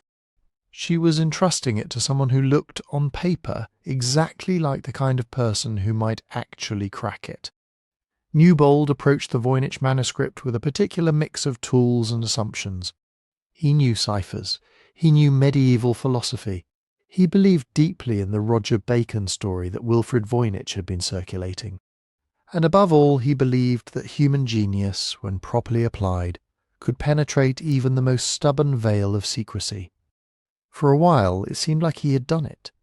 Newbold's central claim was that the visible Voynich writing was not the real text at all. The looping Voynichese characters, he argued, were just a scaffold, a cover script hiding a microscopic shorthand embedded within the strokes themselves. According to his theory, each tiny irregularity, each apparent crack or jagged edge in the ink, actually represented miniature Latin letters compressed into almost invisible form by an astonishing 13th century mind. When he examined the manuscript under a magnifying glass, he thought he could see them, little hooks and curls inside the broader strokes of each character. To Newbold, those tiny shapes were not the roughness of quill on vellum or the natural breakdown of ink over centuries. They were intentional micro-letters, forming abbreviated Latin phrases. Decode those phrases, he said, and the manuscript opens. From this starting point, he built a dazzling structure.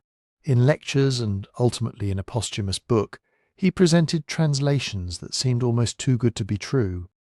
The astronomical diagrams, he claimed, contained descriptions of distant galaxies and nebulae visible only with telescopic magnification, centuries before Galileo. The biological drawings, he said, concealed observations about human reproduction and cellular structure that anticipated modern microscopy.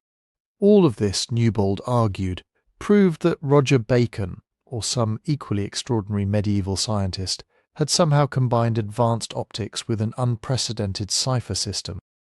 To readers in the 1920s, still intoxicated by stories of lone geniuses and hidden knowledge, it sounded thrilling. Here was a coherent narrative, a known medieval polymath, a mysterious codex, secret discoveries in astronomy and biology, all wrapped in a code that only a modern professor had finally managed to break. Journals published his results.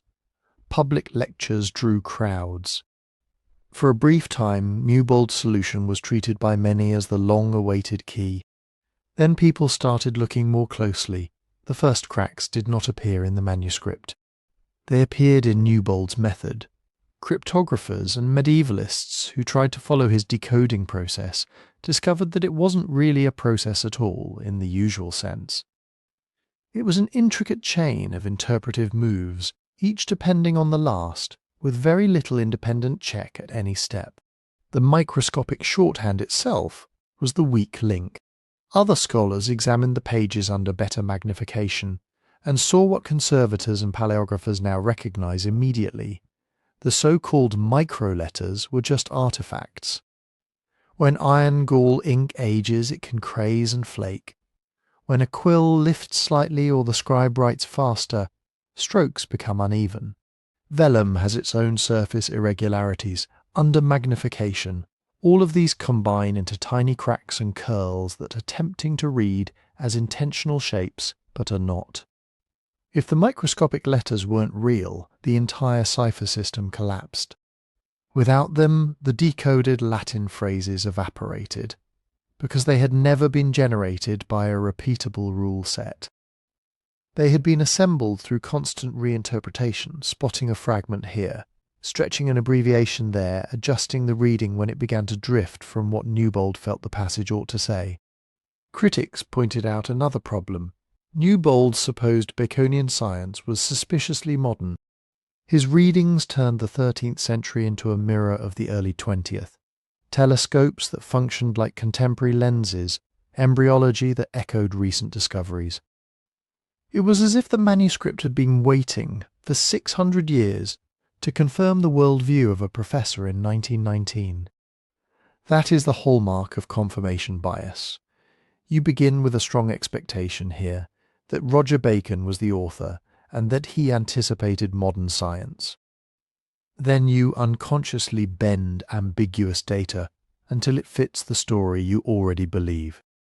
Newbold undoubtedly worked in good faith, but once he committed to the idea that the Voynich concealed microscopic writing, every speck of ink damage became a probable letter, and every sequence of probable letters could be finessed into a meaningful sentence. The episode became a cautionary tale very quickly. In 1931, just a few years after Newbold's death, his own colleague John Manley published a thorough demolition of the microscopic shorthand theory. Manley showed that different scholars looking at the same ink cracks saw different letters. He demonstrated that Newbold quietly allowed himself multiple options at each step until he reached a sentence that aligned with what he hoped to find. He argued, persuasively, that the whole edifice was a house built on random noise. For later Voynich researchers, Newbold's story had a sobering effect. It reminded cryptographers that visual pattern seeking is a dangerous guide when the signal is weak and the stakes are high. It reminded historians that enthusiasm for a hero figure like Roger Bacon can warp judgment. And it reminded everyone that with a text as opaque as the Voynich, you can often extract some kind of meaning if you're willing to adjust your rules flexibly enough. The challenge is not to find meanings, it is to find methods that are constrained, testable, and replicable by others. In that sense, Newbold's failure became strangely productive. Future attempts at decipherment were under more pressure to publish clear algorithms and statistical tests, not just narratives. Proposed readings had to survive independent checking. Claims that the script hid microscopic letters, steganographic images, or other invisible layers now faced a higher bar. Extraordinary evidence, not just suggestive photographs. The episode also forces a subtler distinction that matters in any long-running mystery. There is a difference between sincere scholarship that overreaches and wishful decoding that never submits to critique. Newbold belongs firmly in the first category. He spent years with the manuscript, built a complex theory, exposed it to his peers, and once the criticisms landed, his solution did not survive. That is how scholarship is supposed to work, even when the conclusion is uncomfortable. And even a failed attempt leaves traces that are useful. By showing that the page-level ink irregularities are consistent with aging, not hidden micro-writing, Newbold's critics narrowed the field. They gave us one more thing the Voynich almost certainly is not. It is not a palimpsest of microscopic Latin shorthand documenting pre-Galilean astronomy and embryology. Every serious misstep like this closes off a branch of the search tree. It doesn't tell us what the manuscript says, but it helps map the border between what is imaginable and what is plausible. When we watch Newbold, confident and ingenious, lose his way in a forest of ink cracks and expectations, we get a clear warning. With a book like this, the human desire to see meaning everywhere is both our greatest asset and our most persistent trap. The next people to tackle the manuscript would bring a different set of tools. They were used to dealing with hard problems under pressure, and they knew better than most how easy it is to fool yourself when you want a solution too badly.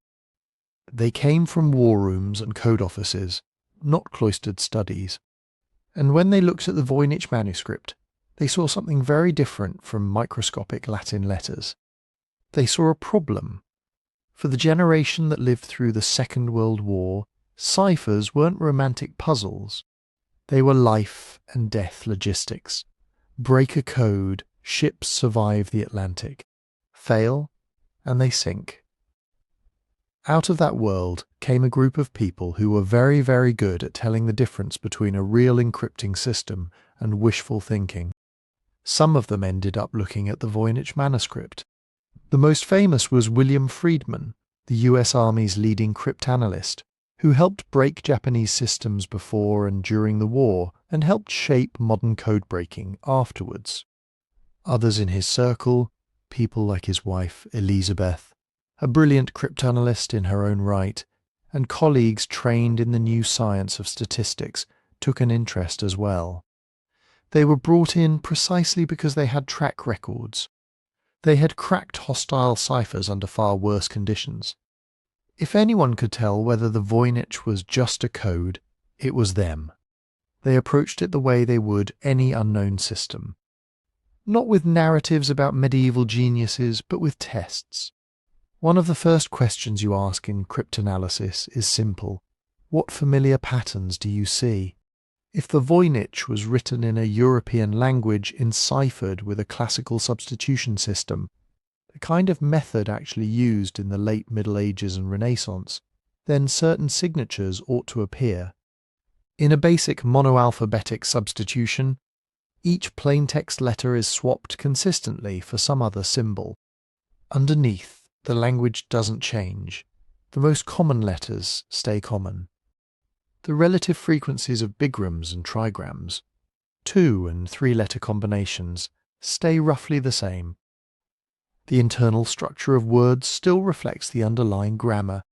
You can attack a cipher like that statistically, even if you don't know the language at first. Friedman and others ran those checks. They looked at letter frequencies. They looked at the shapes of words. They tried to segment the text into probable vowels and consonants to see whether any familiar pattern, Latin, German, Italian, would emerge through the veil of substitution. It didn't. Voynich's characters have frequency distributions that are suspiciously clean, more regular and even than typical European languages. Word lengths cluster in a narrow band. There are comparatively few very short words and very few very long ones. Certain glyphs hardly ever appear doubled, or in particular positions. Some sequences of symbols recur with minor variations, like a word and its dialectal forms, but not in a way that maps neatly onto known morphology. This pushed the codebreakers toward more complex hypotheses. Maybe it wasn't a simple one-to-one substitution. Maybe it was a polyalphabetic cipher, where the symbol used for a given letter shifts according to some key. Maybe it used homophones, multiple symbols standing for the same plaintext letter, to flatten the frequency distribution. Maybe there were nulls inserted, extra characters with no meaning at all. They tried those models too. They looked for periodicities that might reveal a repeating key. They searched for the telltale traces of polyalphabetic systems they knew from Renaissance Europe and from their own wartime experience. Again, nothing fitted cleanly. You could massage parts of the text into looking like one system or another, but the pattern would break when you shifted sections or when you applied the same rule somewhere else.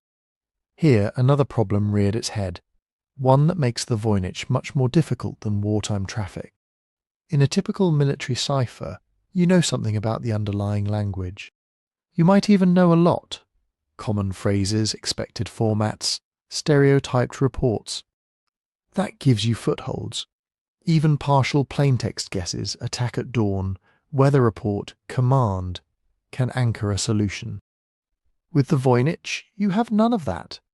You don't know what language lies beneath, if any. You don't know whether there is a single consistent cipher system, or different systems for different sections, or encryption layered over some kind of shorthand. You don't even know if the script represents sounds at all, or if it's encoding something like syllables or concepts or numbers. Every unknown multiplies the search space. Unknown script type. Unknown language group. Unknown time period of composition. Unknown cipher family, and a manuscript whose sections, botanical, astronomical, balneological, recce keys, might each follow their own rules, or share only some of them. What looks like one problem could be 6. Friedman understood this. In the 1950s he convened what came to be called the first study group on the Voynich, pulling in other codebreakers and linguists to pool their skills. They didn't produce a translation. What they produced was more modest, and, in some ways, more important, a set of constraints. They showed that the text behaves in ways that are strongly consistent with some kind of systematic generation process. It has word-like units, line-based structure, and non-random repetition patterns. It fails many tests of pure gibberish. But they also showed that it does not behave like a straightforward enciphered version of any known European language, using known classical ciphers. Whatever is going on is either more exotic or not a cipher in the ordinary sense at all. This is where the phrase "looks statistical" becomes treacherous. A page of randomly hit typewriter keys looks chaotic, and statistics confirm that it is. A page of normal prose shows clear patterns in letter and word frequencies, and statistics confirm that too. But you can engineer an in-between, structured nonsense generated by rules that imitate the surface features of language without encoding any underlying meaning. You can write out syllable-like strings according to a template, making sure common clusters repeat at plausible intervals. You can rotate and slightly alter words so that they feel like inflected forms. You can constrain where certain symbols appear so they act like vowels or consonants. To a first pass, the result will look statistical, in the sense that it will fail simple tests for random noise and pass simple tests for structure. That is exactly what makes the Voynich so slippery. Many of its properties could arise from meaningful text passing through an unknown cipher.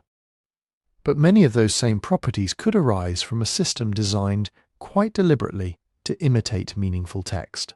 Without an independent key, without some external anchor telling you, this glyph equals this sound in this language, you can't tell those two worlds apart just by counting. Cryptanalysis without a key is still possible, but its power is limited. What it can do, and what the war-era analysts did, is close doors. They could say the Voynich is almost certainly not a simple monoalphabetic substitution of Latin. It does not behave like ordinary enciphered German or Italian under the classical methods. It does not match known historical cipher manuals from the 15th and 16th centuries. If it is a code, it is highly unorthodox for its time, or deliberately obfuscating its own statistics, or both. What they could not do was produce a unique, verifiable decryption. Every time someone proposed a scheme, it required so many special allowances, so many exceptions, local rules and contextual adjustments, that it began to look less like decipherment and more like Newbold's microscript, only written in mathematics instead of ink cracks. By the late 20th century, the era of paper messages and hand-broken ciphers was fading. Computers, new branches of linguistics, and large text corpora were beginning to offer a different toolkit. The codebreakers of the war years had done what they could. They had pushed the problem to its boundaries, shown where simple explanations fail, and left behind a careful map of statistical oddities. The next wave of researchers would follow those contours with more powerful instruments, asking a slightly different question. Not just, could this be a cipher, but does this behave like language at all? When computers entered the story, that question became testable in a new way. Instead of squinting at tables of symbol counts by hand, you could feed the entire manuscript, every line, every glyph, into a machine and ask it to do the counting for you. Not just how often each character appears, but how often different words show up, how they cluster by page and section, how predictable the next symbol is given, the ones that came before. This is where modern linguistics and statistics meet the Voynich. Every known language has a kind of fingerprint in its word frequencies. A small number of words, the and of in English, are used constantly. A much larger number are rare. When you plot this, you get a characteristic curve, often close to what's called Zipf's law. The most frequent word appears about twice as often as the second most frequent, 3 times as often as the third, and so on. The exact shape varies across languages, but the broad pattern is surprisingly robust. Researchers did this with the Voynich text. Whatever the underlying script represents, they treated each space-delimited unit as a word and counted. The result was unsettlingly familiar. The Voynich doesn't behave like random noise, where each symbol is equally likely and the distribution is flat. Its words follow a long-tailed curve very similar to that of real languages. There are a few very common tokens and many that appear only once or twice. When you look at character-level statistics, how often each glyph appears, how often glyphs follow each other, you see the same thing. Some sequences are common, some are rare, some are effectively forbidden.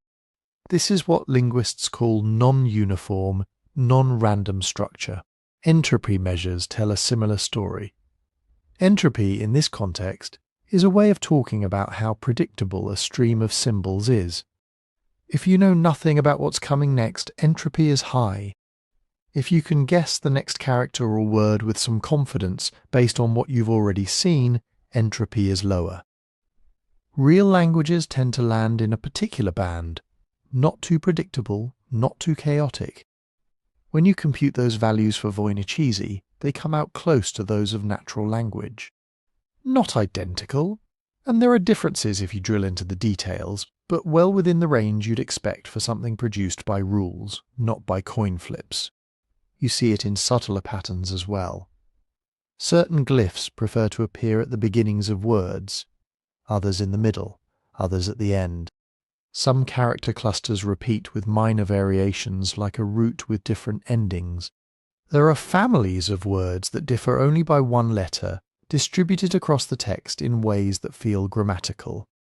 You can model these as if there were phonotactic rules, constraints on what sounds can occur where, and the fit is surprisingly good.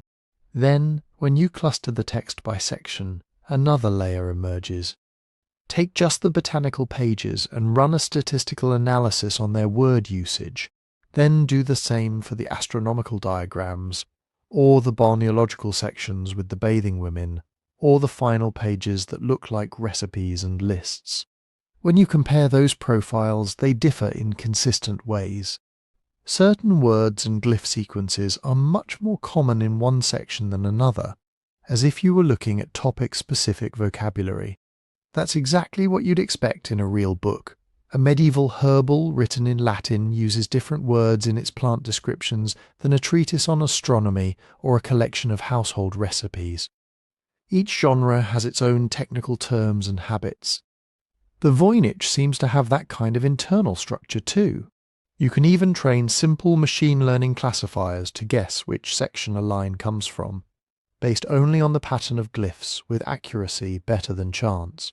All of this is why you often hear that the Voynich has grammar-like behaviour. It has repeatable patterns, preferred orders, clusters that act like morphological variants. The probabilities of sequences are constrained in much the same way that syllables and morphemes are constrained in real languages. But here the same warning returns. Structure is not meaning. You can build a system that mimics these statistical fingerprints without encoding any underlying language at all. If you design a recipe for generating pseudo-words, say, choose one symbol from set A, then one or two from set B, maybe add a tail from set C, you will automatically get preferred positions, forbidden combinations, and word families. If you bias your choices according to a zip-like distribution, you'll get something that passes a word frequency test. If you tweak the recipe for different sections, slightly different symbol sets, slightly different biases, you'll even get convincing topical clusters. Many of the modern models of Voynich, including those that simulate it using Markov processes or other generative rules, demonstrate exactly this. You can reproduce a lot of language-like statistics without having a language underneath. The same dataset can support multiple narratives. One researcher's algorithm might treat the text as an enciphered Romance language. Another's might treat it as auto-generated nonsense with constraints. Both can claim truthfully that their outputs match certain statistical features. That's the limit of this kind of analysis. It's very good at saying what the text is not. It is very unlikely to be pure random trash. It is not just arbitrary scribbles. Its structure is too consistent, too rule-bound, to be produced by a bored scribe making marks. But those same tools are much weaker at saying what the text positively is. Is it a cipher over meaningful language, a constructed language with its own internal grammar? A sophisticated hoax that imitates linguistic structure? On their own, the numbers don't decide. They're also only as good as the data you feed them. The Voynich text we analyse today isn't abstract truth. It's a transcription, someone's best guess at how to map handwritten glyphs into a standardised character set. Over the years, several transcription alphabets have been proposed, the most famous being the EVA system used in many studies. But there are ambiguities on the page. Is this two glyphs or one ligature? Are these shapes distinct, or just handwriting variants of the same symbol? Do we segment here, or treat this as part of the previous word? Those choices matter. Merge two glyphs into one, and you change the frequency counts. Split a single ambiguous sign into two, and you alter the apparent entropy. Decide that a particular flourish is meaningful rather than decorative, and you add a new symbol to the system. Different transcribers can produce slightly different digital texts, and some statistical findings turn out to depend on those choices. A regularity that looks very strong in one transcription can weaken or disappear in another. Because of that, serious researchers tend to be cautious about global claims. They test their conclusions across multiple transcriptions. They look for patterns that are robust to these variations, the ones that survive when you change your assumptions. Many of the broad findings do survive: non-randomness, section-specific clustering, grammar-like distributions. But the finer details, the exact strength of a given pattern, whether two-word families are really distinct or artifacts of notation, remain open to debate. Into this landscape, over the past few decades, have come waves of decipherments. Sometimes the claim is that the text is an abbreviated form of Latin, or a dialect of Old Czech, or a form of Hebrew, or a lost Romance language from northern Italy. Sometimes it is said to be an artificial language, or a cipher over a natural one, or even a glossolalia script encoding no spoken tongue at all. Almost always the proposer brings some statistics, correlations, recurring alignments between Voynich words and their proposed plaintext, measures of fit that look persuasive in isolation. Specialists, by and large, remain unconvinced. The recurring problems are familiar. The proposed readings usually require very flexible rules. A single glyph can stand for multiple sounds or letters. The same plaintext letter can be encoded in many different ways. Silent characters appear and disappear as needed. Apparent translations can't be reproduced independently. When other researchers apply the same rules to new pages, the sense breaks down. Perhaps most tellingly, these systems almost never make risky predictions, readings that can be checked against independent historical facts. A genuine breakthrough would look different. It would not just match the internal statistics of the text, that much we already have. It would anchor those statistics to something outside the manuscript. The ideal scenario, the dream of every Voynich researcher, would be the discovery of a bilingual, another document with the same script paired with a known language, the way the Rosetta Stone paired Egyptian hieroglyphs with Greek. Even a short, clearly parallel passage, a prayer, a standard formula, a clearly labelled diagram that can be matched to known examples could supply the crucial foothold. Short of that, a convincing solution would have to do several things at once. It would need a decoding system that is simple enough to state clearly and apply mechanically, without special pleading for each page. It would need to generate readings that are grammatical and meaningful in some attested language, not just in fragments but across long stretches of text. It would have to explain the observed statistics, word frequencies, section differences, positional rules as natural consequences of its mechanism, not obstacles to be worked around. And it would have to make verifiable predictions, for instance, that a particular unlabeled plant should correspond to a specific species, or that a star chart encodes a particular dated configuration, which can then be checked. Until something like that appears, modern linguistics and statistics leave us in a curious middle ground. They tell us that the Voynich is not a trivial fake dashed off without thought. They tell us that its text behaves in many respects like language. They also tell us that clever rule-based nonsense can behave that way too, and that our tools are not yet sharp enough to cut cleanly between those possibilities. Which brings the debate back to its fundamental fork: hoax, cipher, or lost language. At this fork in the road, people tend to gather into four camps. One says the Voynich is a hoax, an elaborately decorated fake designed to impress a rich buyer. Another says it's an enciphered text, real language hidden behind a code we haven't cracked. A third says it's a constructed language, an invented tongue with its own rules, maybe used by a tiny circle of initiates. The last says it's a natural language we simply don't recognize anymore, a dialect with no surviving relatives, written in a script that never caught on. Each of these is possible in principle. None is comfortable. Start with the hoax. The 15th century had a market for marvels. A thick book filled with strange plants, naked stars, and an unreadable script would have been a powerful status object. Later, in Rudolf II's Prague, owning a mysterious book fitted neatly into imperial self-image. A clever forger could have leaned into that, copy the layout of real herbals and astrological manuals, distort the plants just enough, invent a script that looks vaguely like writing, and you have something that feels plausible without ever needing to say anything. Modern analyses have shown that you can algorithmically generate Voynich-like text. Follow a few recipes about which glyphs can appear where, introduce some variation, and you get word families, positional rules, even zip-like frequencies. A patient scribe with a consistent method could have done this by hand 600 years before computers. But the hoax theory has to clear some tall hurdles. The first is consistency. The Voynich text is not just patterned, it is patterned in a way that stays remarkably stable over hundreds of pages. Word families behave the same way in early botanical folios and late recipe pages. Section-specific vocabularies appear and reappear with discipline.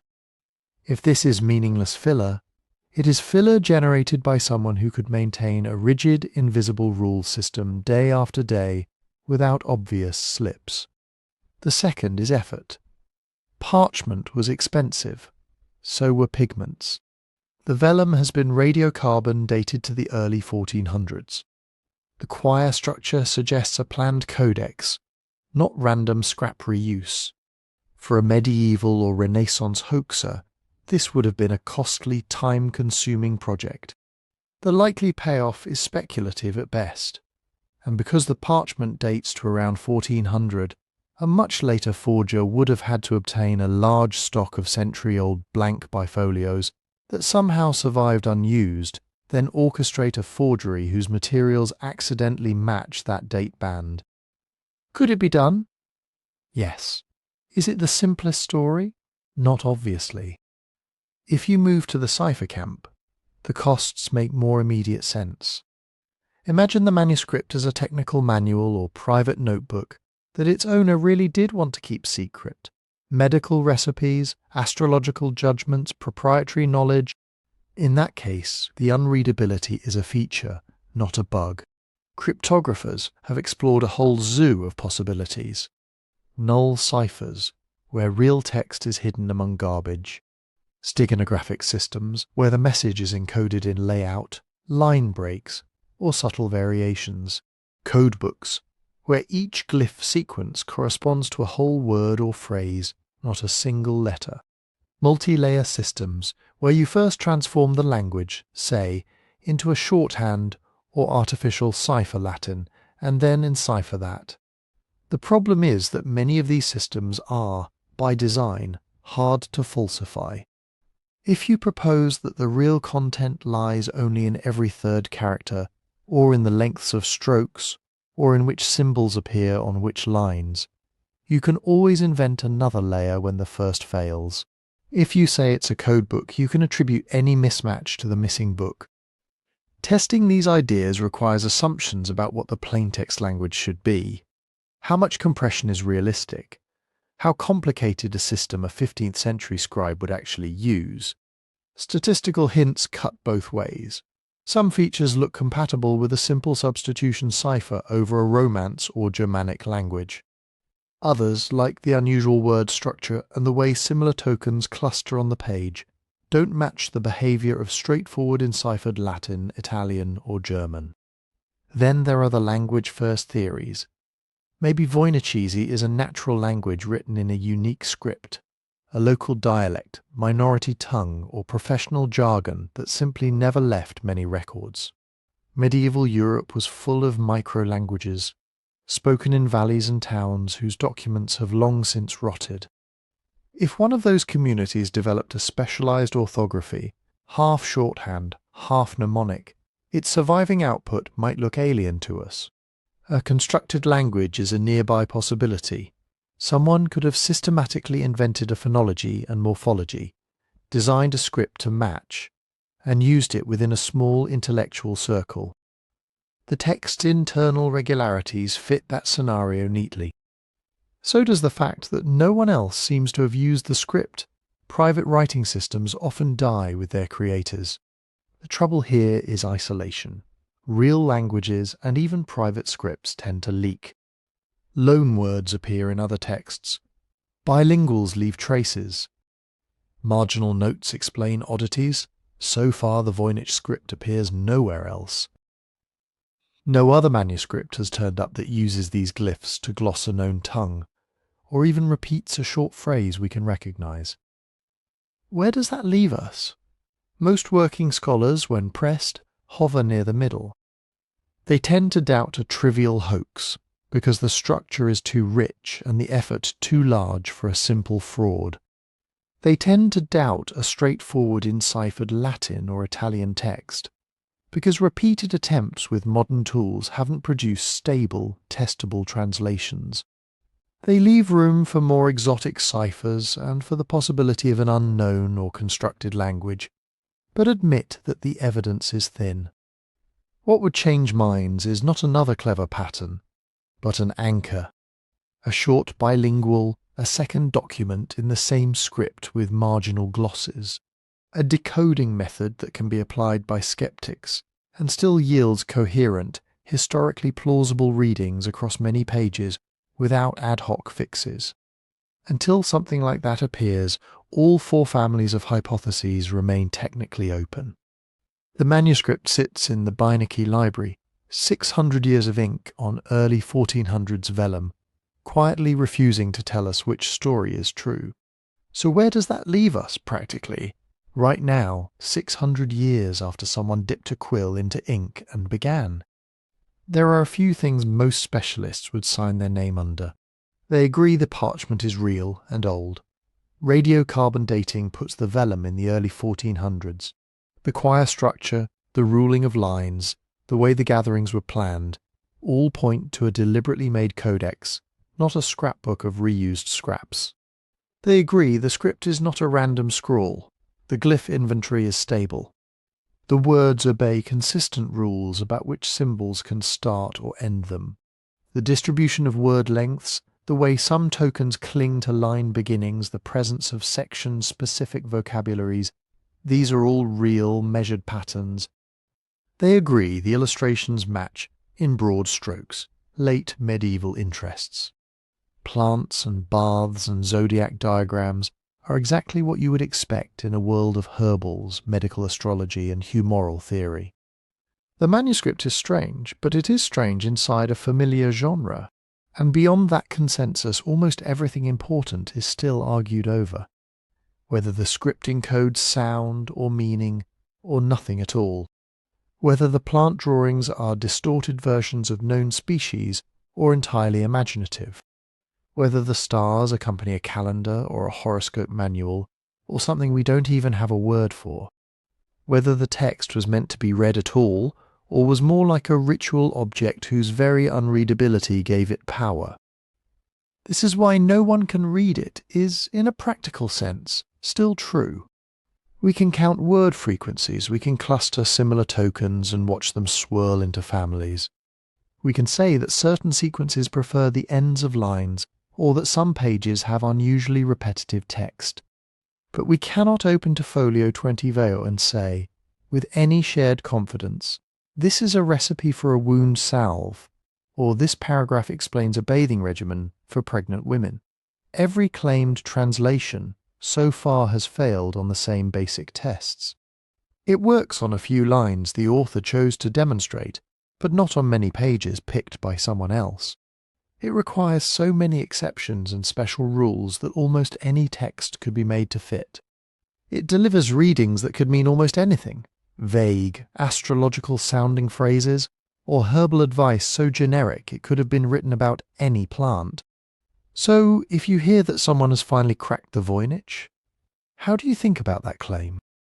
There are a few simple questions you can ask, even without being a cryptographer. Provenance. Where is this solution coming from? Is it built on publicly available images and data or on private scans no one else can inspect? Does the method rely on secret tables or lost notebooks or unverifiable anecdotes?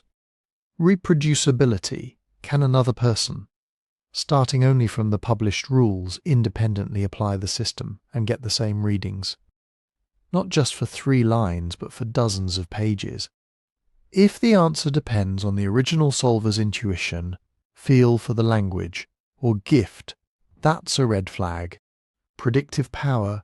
Did the method make risky predictions that could be checked? For example, this page should contain an unknown plant with these features, or this zodiac chart should have an extra missing folio here. Or did it simply retrofit meanings to pages we already know are about plants, stars, and baths? Peer scrutiny. Have specialists in medieval manuscripts, historical linguistics, and cryptanalysis had a chance to examine the proposal, criticize it, and try to break it? An idea that only survives inside its creator's circle is not yet strong evidence, no matter how elegant it looks on a slide. Underneath all of this is a deeper lesson the Voynich keeps teaching, whether we listen or not. Some artifacts sit right at the edge of what our evidence can support. They tempt us to jump the gap, to fill silence with stories, to turn thin data into solid narrative. The manuscript is a kind of training ground for resisting that urge. It rewards patience. It punishes certainty. It asks us to hold several possibilities in our heads at once, and to let them remain possibilities. To say, this looks like a plausible explanation, given what we know now, instead of, this is what happened. To separate what the measurements actually show, ink composition, glyph frequencies, choir structure, from the stories we build around them. If you enjoy wandering through questions like this, we've put together a book that lingers in the same kind of mysteries. Slow, careful history you can fall asleep to. You can find it at sleepytimehistory.com, and for this week there's a small discount for viewers of this series. The Voynich Manuscript, in the meantime, continues to sit in its climate-controlled box at Yale, refusing to collapse into a single neat explanation. It is an active, living mystery, not because it hides a code we just haven't guessed yet, but because it keeps forcing us to confront the limits of what we can know about the past. And there is a kind of quiet comfort in that. Not every page in history will turn for us. Some will stay closed, their meaning just out of reach. Learning to sit with that, to let the not knowing be part of the experience, rather than a flaw to be fixed, might be the most valuable thing this unreadable book has to teach. So, as we step back from it, what actually remains on the table, after 600 years of speculation have been pared down by ink analysis, radiocarbon tests, and careful cataloguing. We have a real book on real animal skin prepared in the early 1400s. The vellum isn't fantasy, it's been dated from multiple samples. The gatherings are sewn, the margins ruled, the quires numbered. Someone, or more than one someone, planned this as a coherent codex. We have a script that behaves like writing, but matches no known alphabet. The glyphs recur in stable combinations. Words appear, disappear, and cluster in ways that look like a human language at work, at least on the surface, but no dictionary, no grammar, no parallel text has ever turned the key. We have distinct clusters of illustrations that fall into recognizable late medieval genres. A long run of botanical pages with impossible plants whose roots and leaves refuse to line up neatly with any herbarium. Circular diagrams packed with stars, zodiacs, and cosmological wheels that almost but not quite fit the patterns of known astrology manuals. Crowded balneological pages with naked bodies in pipes and tubs and green pools that echo medical bathing traditions, yet follow rules no surviving text explains. Quieter pages near the end with lines of short paragraphs that look like recipes or notes, but keep their secrets. And we can follow the book's modern life with unusual clarity. From its likely presence in the orbit of Rudolf II's Prague court, through Jesuit collections, to Wilfrid Voynich's purchase in 1912, from a villa south of Rome, down into the catalogues of the Voynich Library at Yale, where it sits today under a call number and a schedule of supervised viewings. Within that frame, the question at the centre is still open. Is this a hoax constructed with medieval care, meaninglessly patterned but convincing enough to fool even us? Is it a cipher masking a real language behind a veil of substitution or algorithmic transformation? Is it a genuinely lost tongue, written in its own script, orphaned from the speech community that once made sense of it? The evidence we have can lean a little in each direction, but it does not yet lock into one. That uncertainty says something not just about the Voynich, but about how texts behave in history. Most of the time, writing survives in bundles, multiple copies, marginal glosses, translations, references in other works. The context cushions our ignorance. If we lose a page, 3 other manuscripts fill in the gap. If we forget a word, a parallel passage rescues it. Here, the cushion is gone.